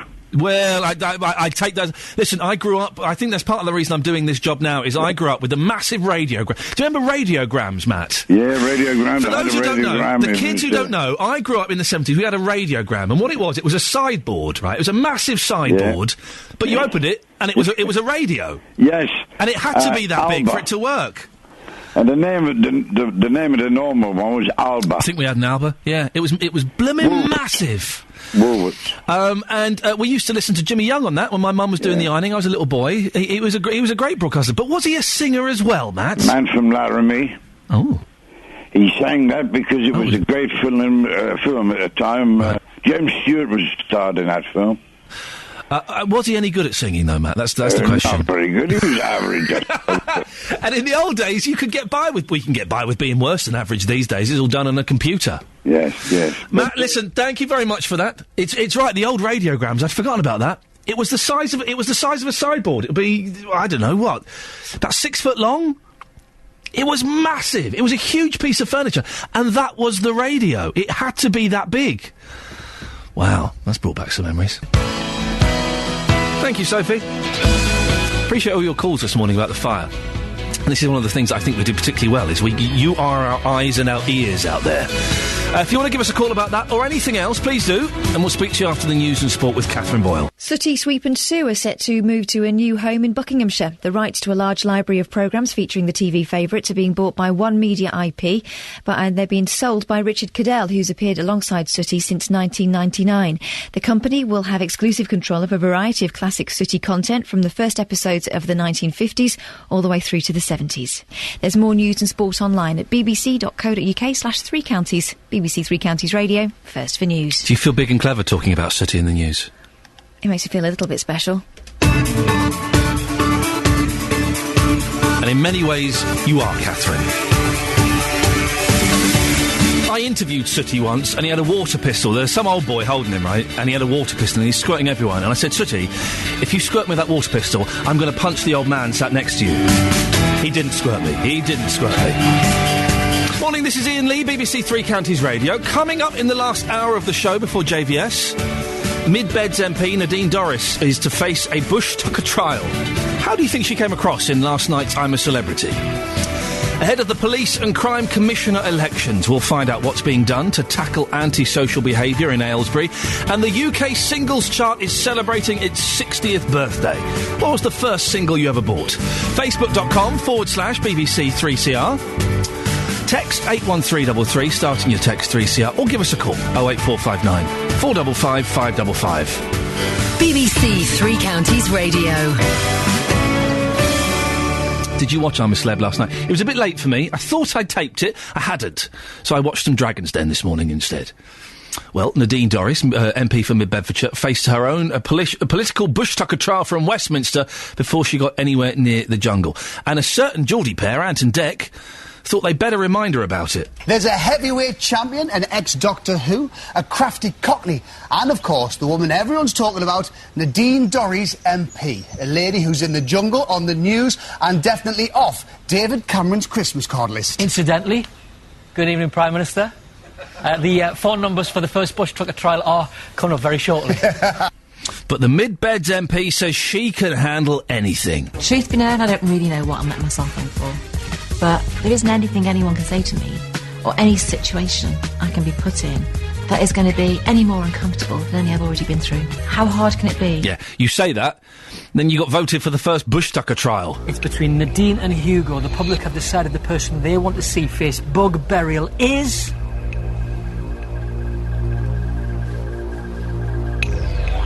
Nadine. Oh, Nadine. That's okay, I kind of expected it. Nadine, get yourself ready, and we'll see you across the bridge at the Bush-Tucker trial area later. Yeah, she's going to be taking part in bug burial. What fun. Good news for some, as she's angered quite a few people recently. Organisers of the Shefford Remembrance Service say she agreed to lay a wreath in their service yesterday, but instead took part in I'm a Celebrity. She hadn't accepted an invitation to lay a wreath during the service, but organisers only found out she wouldn't be coming when they read about it in the newspaper. Well, Vic King is the Vice-Chairman of the Shefford and District Royal British Legion branch. Morning, Vic. Good morning. When did you invite Nadine to take part in the service? She's been doing it over the last 3 years, ever since she was MP. She asked to lay the wreath at our ceremony, and we were very honoured to have an MP come to our service. And each year there's been a wreath ordered, and she has laid it. But 2 weeks ago I delivered a wreath to their office in Shefford, and I received the money for that wreath, so there was no question that she would not be there to lay it. So hang on, Vic. Had she specifically said she was definitely going to be there this year, or was it presumed? If somebody orders a wreath, and they ordered the wreath in her name, then it is assumed very strongly that she will be there to lay that wreath. There was no question that she wouldn't be there, or to be laid on somebody else's, by somebody else on her behalf. How did you feel when she found out that she obviously wasn't going to be taking part? We felt let down, a bit of panic as to what was going to happen, and we had to run around to find out who was going to lay the wreath, and we assumed then on her behalf. And how did you find out, Vic? It was local gossip. It became known locally that she would not be there to lay that wreath, and there was nothing from the office, nothing. Nobody said anything. Just from what we read, what we knew, she wasn't going to be there. Nadine Dorris's daughter, Cassie, I think it is, has said that her mum arranged for someone to lay the wreath on her behalf and told the organisers about it weeks ago that she wouldn't be able to attend. Are you saying that's not true? They didn't tell us. We knew nothing until we made inquiries, and it was agreed eventually that Councillor Lewis Burt would lay the wreath. When was that agreed, Vic? 2-3 days ago. Okay, so you're saying categorically that as far as you know, no one from Nadine Dorris's office told you weeks ago that she wouldn't be able to attend? Absolutely, yeah. Despite all this, how did the day go, Vic? Success? Wonderful. We have never... Each year our parade gets better and bigger, and the number of children involved this year was overwhelming. Really, really great. The weather was kind to us. It was cold, but it was dry and sunny, and we had a wonderful time. Are you a fan? Loads of people there, and we've taken a lot of money. Good for you, Vic. Well done. And are you a fan of I'm a Celebrity? Are you going to be watching it? Hello? Hello, Vic. Can you hear me? Yes. So I was just asking, are you a fan of I'm a Celebrity, the show that Nadine is doing? Will you be watching it? I had a look at it last night, only because of what has happened. I wouldn't normally watch this. And what did you make of it? Did you enjoy it? I think it's a load of rubbish, frankly. But never mind. I don't think my opinion of the show is important. Vic, listen, thank you very much. I'm glad the day was a success. Well done for that. Vic King, Vice Chairman of the Shefford and District Royal British Legion branch, saying there, categorically, that as far as he knows, to the best of his knowledge, they weren't told about it weeks ago, which runs contrary to what Nadine Dorris's daughter has been saying. This is Iain Lee on BBC Three Counties Radio. There's a big fire just off Junction 8 of the M1. If you drive up and down the M1, you literally cannot miss it. I was driving up this morning. It was dark. It was pitch black. And it was... it's an amazing sight. It really is. I've never seen a fire like it. Well, George is about a mile from the fire. Is that right, George? Yes, at maximum a mile. You live about a mile away. Where exactly do you live? Not exactly. I live in Chisel Green, Cuckman's Drive. OK, well, do you know what time the fire started? I don't. I know yesterday we were all running around like headless chickens trying to find out whose house around here was on fire. Right. There was smoke everywhere in everybody's house. The smoke was in the house? Yeah, I mean, it absolutely stunk. It was awful. So for a while, George, did you worry that your house was on fire? I did, yeah. I even went in the loft to see if it was on fire. Wow, really? And you discovered that it was this big pile of wood somewhere. The first I've heard of it was this morning. Oh, really? So as far as we were concerned, there was still something on fire around here. So no one came and knocked on your door and said, "Oh, by the way, you should know there's a fire about a mile away." Not a word anywhere on the radio or anything. George, how long have you lived where you are? 70 years. 70 years. So, would you remember, was there a fire there on the same site about 6-7 years ago? There was, yes. Right. And it took ages to put it out. The only way I can see they can get rid of this rubbish is burn it. It's awful. And if the fire has if they've had fires there before, we know there was one a few months ago, and as you say, one about 6-7 years ago. Yeah. You would have thought someone would have stopped them piling up the wood that high if there's previous. Well, I can't understand why it's there. What the hell do they use the wood for? I mean, all right, we do get compost around this area that is nothing but wood bits, so I'm assuming it's coming from there.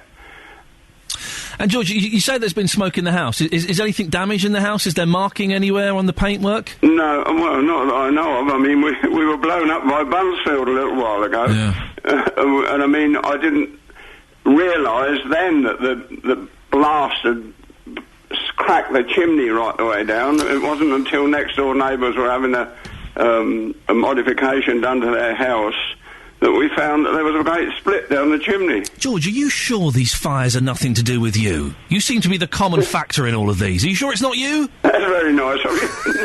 I'm only teasing. No. George, listen, thank you very much. Go and check your paintwork. Have a look at all your doors and your walls and your ceilings. Make sure nothing's damaged, otherwise it's an insurance job. Thank you, George. Thank you for being a good sport.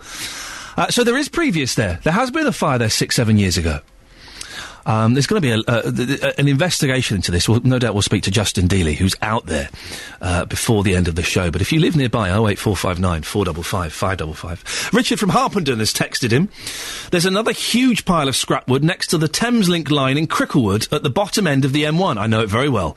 There are lots of houses and businesses near that one. An even bigger disaster waiting to happen. Thank you, Richard.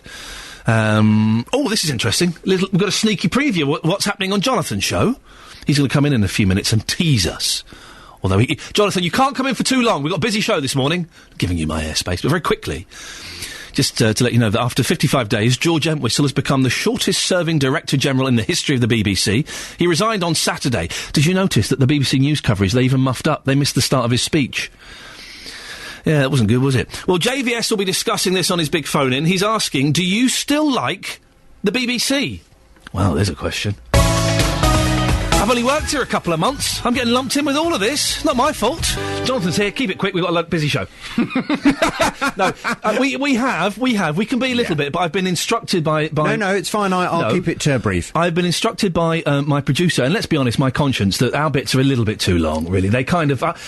Is that what she said? Cheeky monkey. We had a discussion on Friday. She said, look, when Jonathan comes in, it's a lot of fun for you guys, but I don't know if the listener... is having quite as much fun as you are. She's nodding in the background. Look, that's right. That's what I don't think it's quite as much fun for the listener. It's very self-indulgent. Iain, you're excellent. Jonathan slows you down. So, right. Listen, very quickly though, it is your birthday. It is your birthday on Wednesday. Yes. And I have your birthday present from me. Mm-hmm. We're going to have a lovely little wrestle in the studio, like that scene from Women in Love. I don't like the idea of this wrestling. Why? I don't want to come here and wrestle with you. It'll be a bit of fun. Come down a couple of minutes early so you can strip off, and I'll have the baby oil. It'll be a birthday wrestle. Oh, my God. It's a tradition in my family. No, thank you. What's happening on your show this morning? On the big phone-in this morning, criticism of the BBC continues today following the resignation of the new Director-General, George Entwistle. He spent only 54 days in his post and made the decision to go following the recent Newsnight broadcast into allegations of child abuse. Well, today, it's the decision to pay George Entwistle a year's salary of £450,000 that's under scrutiny. Is that all he gets? The BBC says it reflects the fact that he will continue to help on BBC Business, most specifically on two ongoing inquiries. Labour's Deputy Leader Harriet Harman says the £450,000 sum looks like a reward for failure. Ooh. Well, it would be fair to say, ladies and gentlemen, it's all kicking off at the BBC at the moment, isn't it? Yes. It's all a bit of a nightmare. It seems to be scandal after scandal. The question I'm asking you is, do you still like the BBC? Do you still feel as if the BBC is the nation's auntie? Or has the BBC turned, as somebody put it on Twitter recently, has it turned from being the nation's auntie into actually your creepy old uncle? I'd love to hear your view from 9 this morning. Do you still like the BBC? And please, can I just say, and both Ian and myself, we work for the BBC. Yes. I love the BBC. I've worked for the BBC for years. I've only been here 2 months. It's nothing to do with me. No. Well, and to be honest, these scandals that have gone on, they're nothing to do with the vast majority of us who work at the BBC. Thank you very much indeed. So, do support us if you do still like the BBC. I'd love your view from 9, whether you're in favour or not of the BBC. 08459 455 555. Was that quick enough? It was. I'm going to slow things down a bit. Some wag, you know when George Entwistle was going to do this speech on Saturday and no one knew what it was about, some wag tweeted, "Oh, it looks like Entwistle is going to apologise for giving Iain Lee the BBC Three Counties breakfast show." Unbelievable. How rude. Did George personally ask you to do that? He phoned me up. He said, one of his "Ian, first decision? This is what I want. I want to shake up Beds, Hearts and Bucks. You're my..." I like the BBC. I do like the BBC, partly because they pay my wages. We were just talking upstairs. Can you imagine what life would be like if we didn't have the BBC in this country? It would be awful. Can you imagine? It would be awful, and people don't realise that. No, because you'd have, if you take Rupert Murdoch, you'd have a whole load of Rupert Murdochs, and they'd all have their own news agenda, and they'd all pay people like us to present programmes, and we'd have to put a particular political bias based on who the big boss wanted us to. We wouldn't have impartiality at all in this country. But people don't realise that. They won't miss it until it's gone.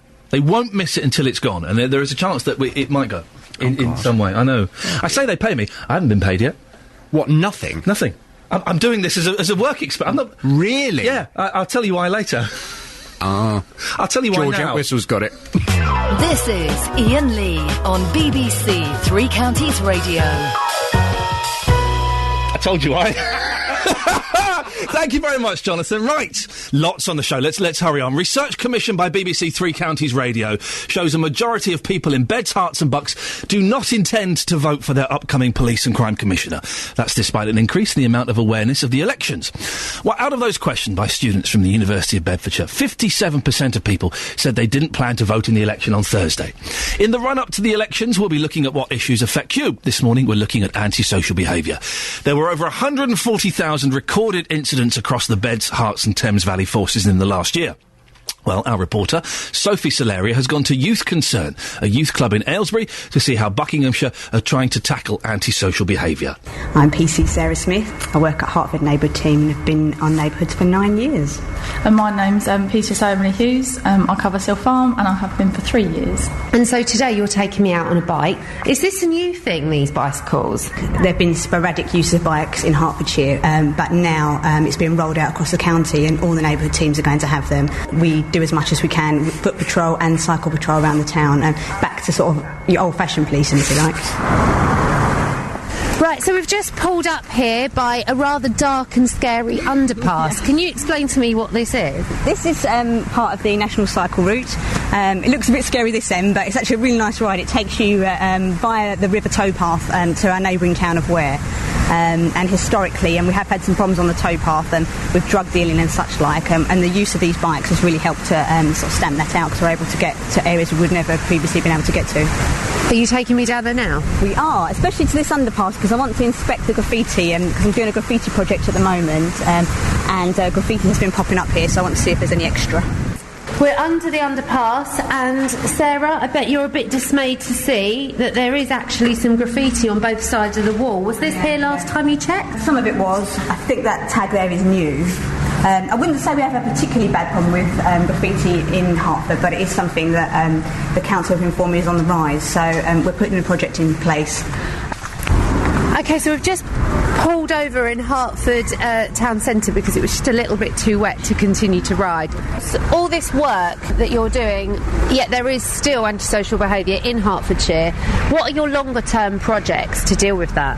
I think there's antisocial behaviour everywhere in Hertfordshire. We do have a relatively low level of antisocial behaviour, but I think it's just getting down to sort of the basics and educating young people, finding things for them to do and using diversionary tactics to stop antisocial behaviour happening. And we currently have Operation Panther, which is aimed at antisocial behaviour, and it's basically tackling the cause of the problem, writing home to the parents when they first come to notice to us before it escalates and they become a problem. That's our reporter Sophie Solerio there. Well, with me now in the studio is Fran Borg-Wheeler, Executive Manager at Youth Concern, and Paul Doble, Psychotherapist for the charity. Thank you very much for coming in. Good morning. Fran, antisocial behaviour, what's your take on it? I think it's a very complex area. But I think we need to differentiate between low-level antisocial behaviour and the very damaging acts which can result in victim suffering. On the one hand, in terms of causes, again, complicated, but I think some of the key causes include boredom and difficulties at home, perhaps, or in other areas of young people's lives. Fran, there might be some people who say but how can people be bored these days? They've got PlayStation 3s, Xboxes coming out their ears, iPads, iPhones. Well, yes, I know, but this is what we do hear from young people, and also if we look at the research, it does indicate that in some areas communal facilities are lacking. Or perhaps not available to families on lower incomes.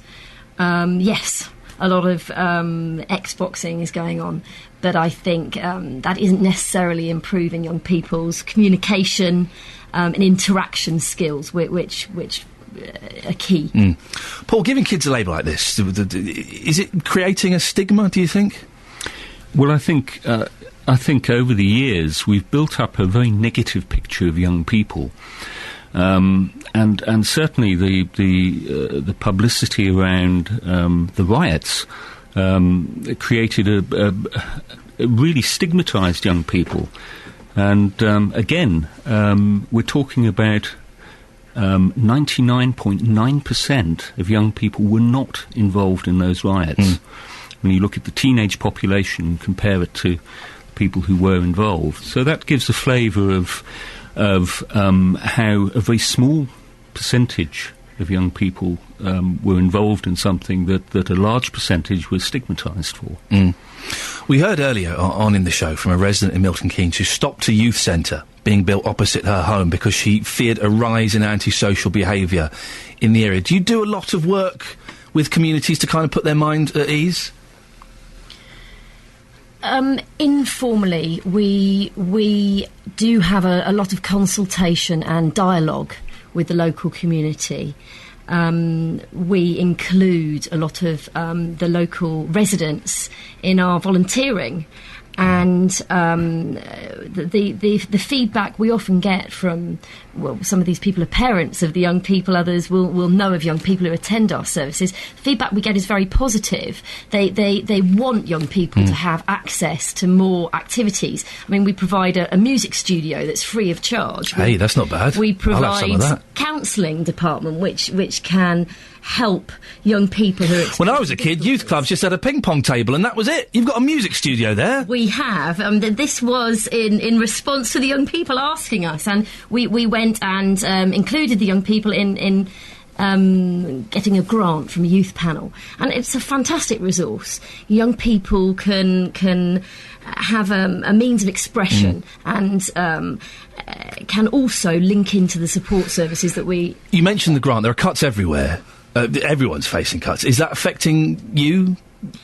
Definitely. We've seen very, very extreme cuts throughout youth services, and that has affected the voluntary sector too. We're having to be a little bit more innovative and resourceful, so we're trying to hire out our venue. We're including young people in fundraising initiatives, and the grant writing continues. But yes, there's a smaller pot and more people competing for it. Paul, what would happen if you closed? Well, I think initially nothing would happen. And I think this is the problem, that if we neglect young people, that the problems stack up as time goes on.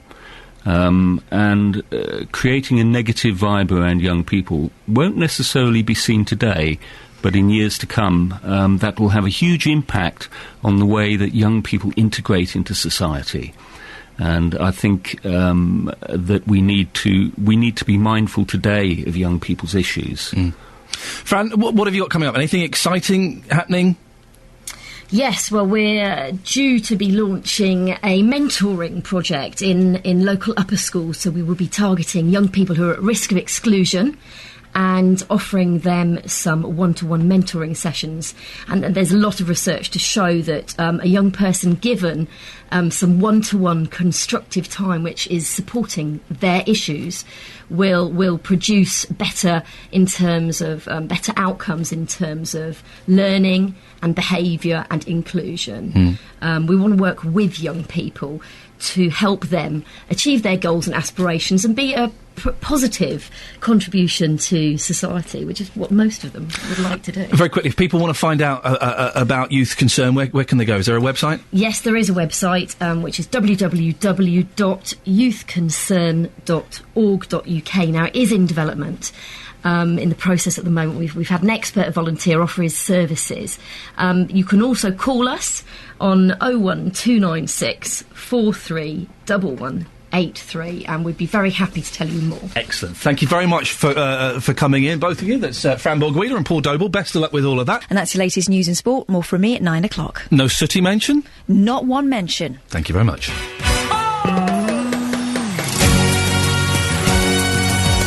I played this too early, but I don't care. This is exciting. It's what you need. Thank you, Catherine. It's what you need at 8:32 in the morning. Then a bit of Strictly. We'll talk more about the fire and everything else a bit later on. I should say, if you go to the Facebook page, facebook.com/BBC3CR, Justin has posted some amazing pictures of the fire. But let's talk Strictly, shall we?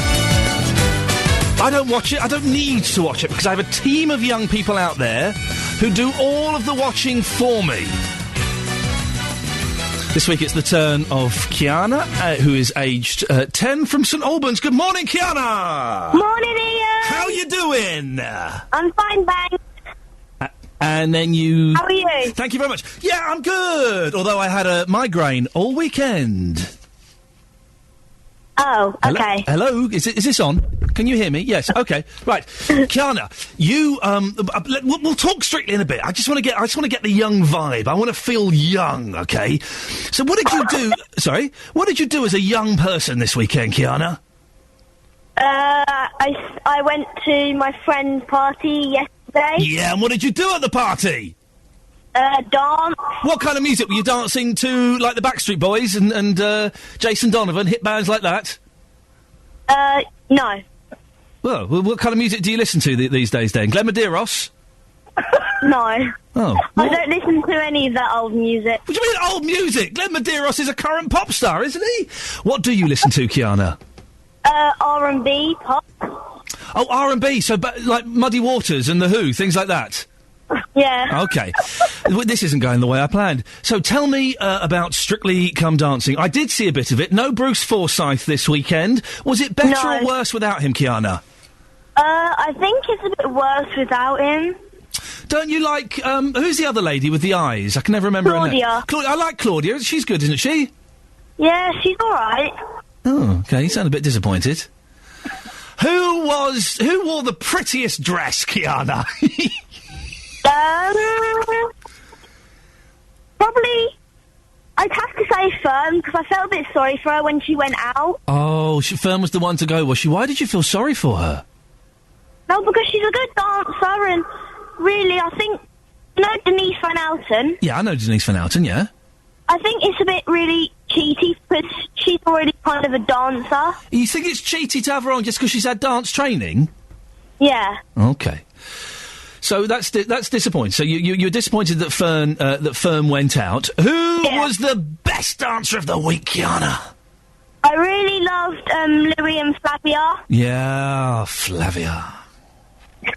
Flavia's got amazing hair, hasn't she? Yeah. I don't know how her hair works. I wish I'm gonna grow my hair a little bit and see if I can get it cut into a Flavia flavour. I don't think you'll have enough years to grow it. So I'm going to take that away and work out what you mean and then get back to you. Can I speak to your sister Sienna, please? Yeah. Thank you. I hope she won't be so rude. Sienna's 8 years old, by the way. Hello, Ian. Good morning, Sienna. How are you? I'm good, thank you. Did you go to this rubbish party that your sister went to at the weekend?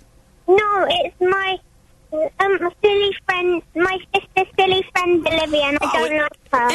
You don't like Olivia? It sounds like an awful party, doesn't it? They weren't playing any Backstreet Boys or New Kids on the Block.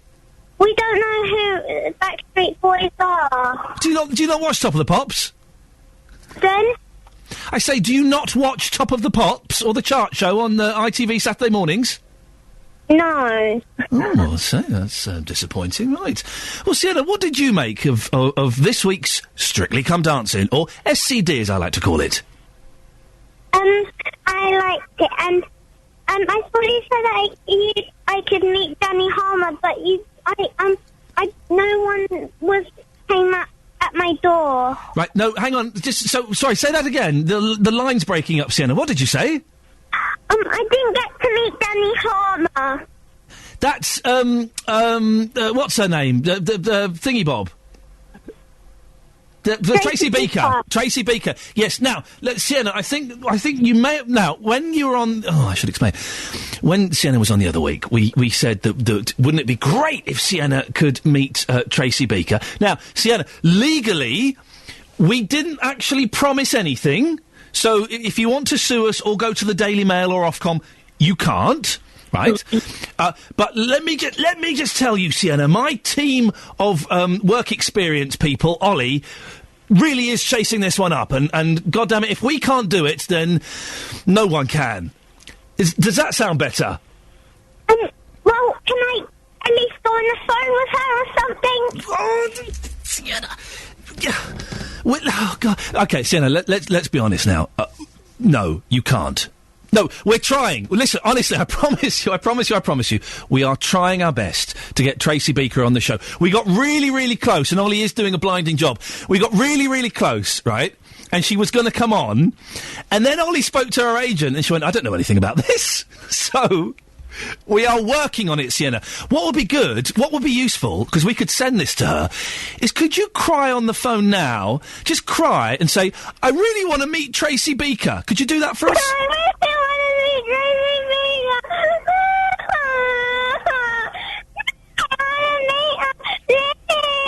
Sienna, we're going to clip that and we're going to send it to her, and if she says no, then shame on her. If she says no, then shame on her. Keanu and Sienna, thank you very much. Excellent stuff. But if you're listening to that, and you're 10 or under, we want you to review Strictly for us. We've got a great team. We want more. We want to expand the team. So if you're a mum or a dad, and you think your son or your daughter... Because boys like Strictly as well, don't they? Don't they? If you're a mum or a dad, and you think that your kid, 10 or under, I think 7, 8, 9 is kind of the perfect age for this... and they want to review Strictly Come Dancing for us, could you give us a call? 08459 455 555, and we'll add you to our roster of excellent reviewers. And that's not because we're never going to let Sienna on again and make that problem disappear. That's not because we're doing that, I promise you. Or you can send an email, 3cr@bbc.co.uk. If you just mark it Iain Lee, Strictly Come Dancing, and then we'll get back to you, OK? So we're looking for new people. Thank you very much. Across beds, hearts and bucks, this is BBC Three Counties Radio. Now, this story I find fascinating. A man in Bedford has been fined for dropping a cigarette butt by Bedford Borough Council. Jonathan Cooper has been fined, get this, £200 and then ordered to pay £100 court costs after he was seen throwing a cigarette butt from his vehicle. Councillor Charles Royden is Deputy Mayor at the council. Good morning, Charles. Hey, good morning. How you doing? We're also joined by David Atherton. He's the Chairman of Freedom to Choose in Luton. Good morning, David. Good morning, Ian. Councillor, let's start with you first. Some people might say £200. Bit harsh for a cigarette butt, isn't it? Yeah, he wasn't fined £200 by Bedford Borough Council, of course. He was fined £200 with a £100 cost and a £15 victim surcharge by the court because he decided that he wouldn't pay a fixed penalty ticket and he wanted to go to court instead. How much is the fixed penalty ticket? The fixed penalty ticket is £75, but of course he could have paid only £50 if he'd paid it within the 14-day period. But he chose he wanted to go to court and have his day in court, and the court decided he'd be fined £200. I think actually he failed to turn up in court, so he's fined in his absence. But that's part of our decision to make sure that we enforce against the crime of littering for people who toss their rubbish into the street and make other people go and clear it up. Aren't there more important things, Charles, for the council to be cracking down on? Yeah, we're cracking down on them as well. We're cracking down on littering, we're fly tipping, dog fouling, all those crimes that make our streets look really, really scruffy and cost us £1 million a year to clean up, and that's every taxpayer has to pay that. And Mayor Dave Hodgson said we're going to have a zero-tolerance campaign against these kinds of crimes, and that's what we're doing. David, when you listen to it like that, it kind of makes sense, doesn't it? Well, I must say, I'm quite a tidy person myself, and my ashtray in my car is groaning with cigarette butts. And then also I take out a dog for a walk. I also take food back as well. David, listen, we're going to try and get you back. The line is terrible for some reason. We're going to get our team of boffins to see if we can get you to go and stand near a window or something. Let's go back to you, Charles. Yeah. We've heard on occasion of incidents like a person could be fined because they drop a receipt or something falling out of their pocket accidentally. That's not fair, is it? No, what we're talking about is people who deliberately decide that they don't want to have to take their rubbish home with them or put it in a bin, and they decide that someone else is going to have to clean up after them. And if you walk around the streets, and you see litter all over the place, if you see people fly tipping by the roadside or just allowing their dogs to foul the pavement, I think most residents feel that's not right. You should have to clear it up. And we have a campaign called Why Would You? And I think that's the question I would ask. Why would you just toss your rubbish on the pavement or allow your dog to foul the pavement and not clean up after it? Or just decide you're going to take a load of old tyres and chuck them by the roadside? I think it is really disgraceful. And I'm pleased that our officers are out there doing this. This man was fined £250. I can tell you one other man was fined £750 when he went to court. Maybe 750 quid, Charles? 750 quid. Yeah, well, he did that. What did he do? Well, he went and got his McDonald's wrappers and all the rest of it, and his coffee cups, and he just chucked them on the pavement, and the court didn't like that, And this isn't a decision that's made by the Borough Council. This is a decision that's made by the magistrates, and they've decided that enough's enough, and I absolutely agree with them. When people treat society with contempt like this and their environment with contempt, it is a crime, and it should be tackled. If you, hang on a second, I think we can go back to David. David, are you back now? Yeah, I'm back now, yeah. Oh, we can hear what you were saying. Good old landline, I was down about. Let's be honest, mobiles are rubbish, aren't they? David, what was the point you were making earlier on? Yeah, so the point is back. I generally agree, against people littering the streets and littering the roads. As I say, my ashtray in my car is groaning with cigarette butts at the moment, and when I take my dog out for a walk, I'll also take my poopy bag as well and clear out after the dog. But isn't this really a case of here? The fine and the charges that smoker had was completely disproportionate. I had a quick Google before I came on the show. Good for you. Who's been fined £200 in the past? And to give you an idea of what kind of offences attracts a £200 fine, there was a rugby counsellor who was fined £200 for driving without insurance. There's a chap in Northern Ireland, County Tyrone, who was found £200 for polluting a river. And there was a fly tipper at back of a van. He was fined £200 as well. Charles, it's disproportionate. Well, you haven't understood the case. The man was given a £75 fine, which he could have paid in 14 days and been £50. Instead, he decided he would go to court, and he failed to actually even bother to appear in court and make his. Hold on, he failed to appear in court, and therefore the court decided that because of his contempt for the court process, that he would be fined £200 with £100. David, he was fined more because of his contempt for the court. Well, he obviously was unwise not to turn up in court.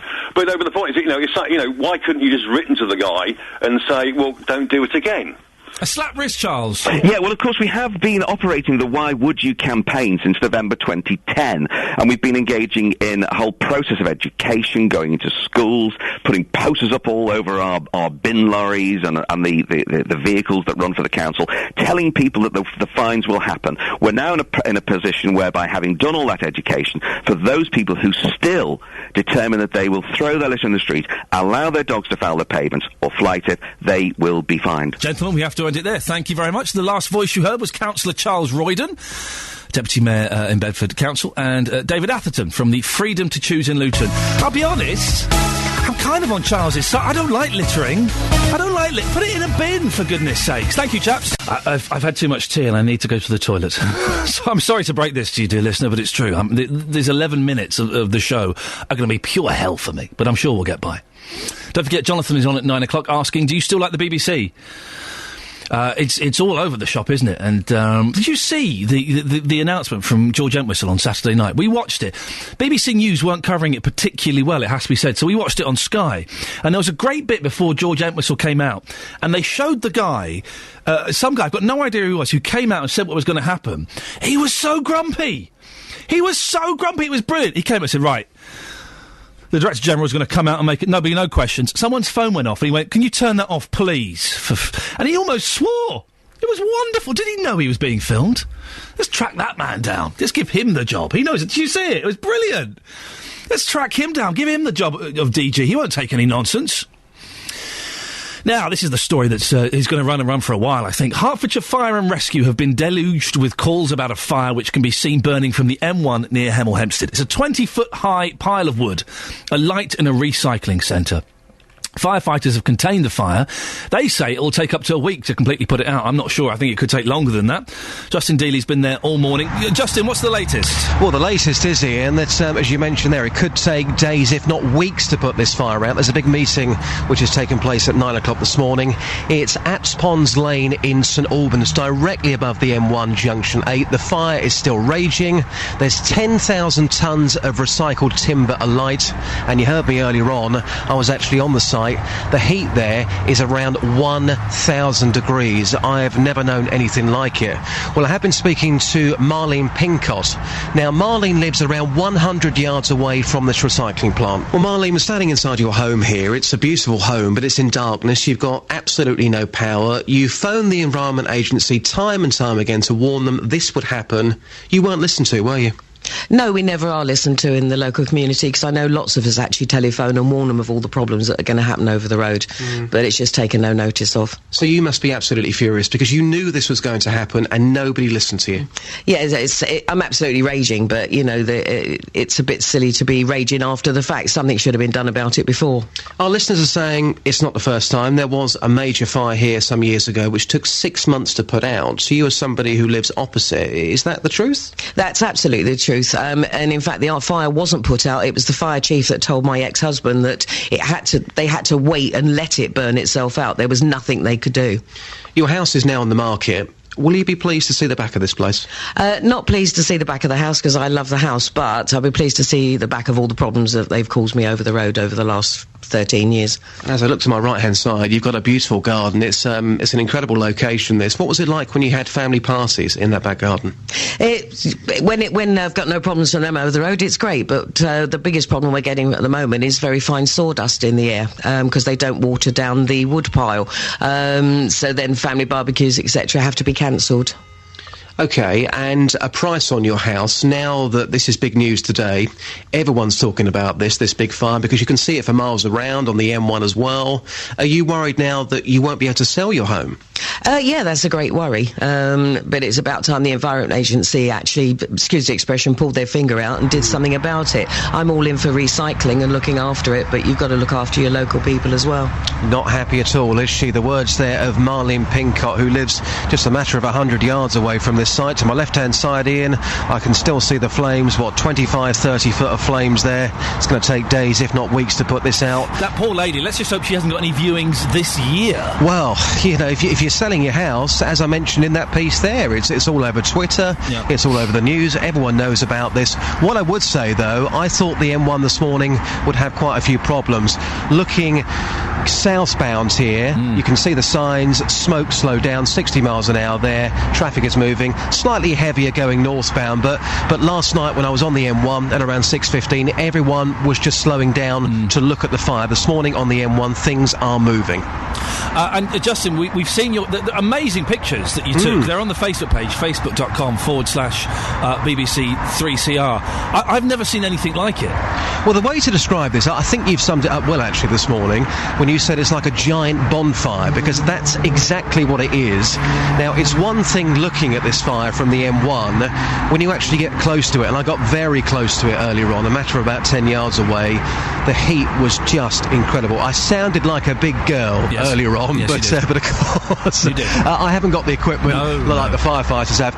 The heat was incredible, and there's just mounds of wood absolutely everywhere. Our listeners this morning saying, why was this allowed to happen? Exactly what the locals are saying. So much wood here. It was an accident waiting to happen. Justin, listen, great work. You've done a cracking job this morning. Thank you very much. Thank you, Ian. Cheers, mate. There we go. If you want to see the pictures, facebook.com/BBC3CR. No doubt we'll be following this throughout the day on the station. I'm sure Roberto will pick this up and have a chat about it.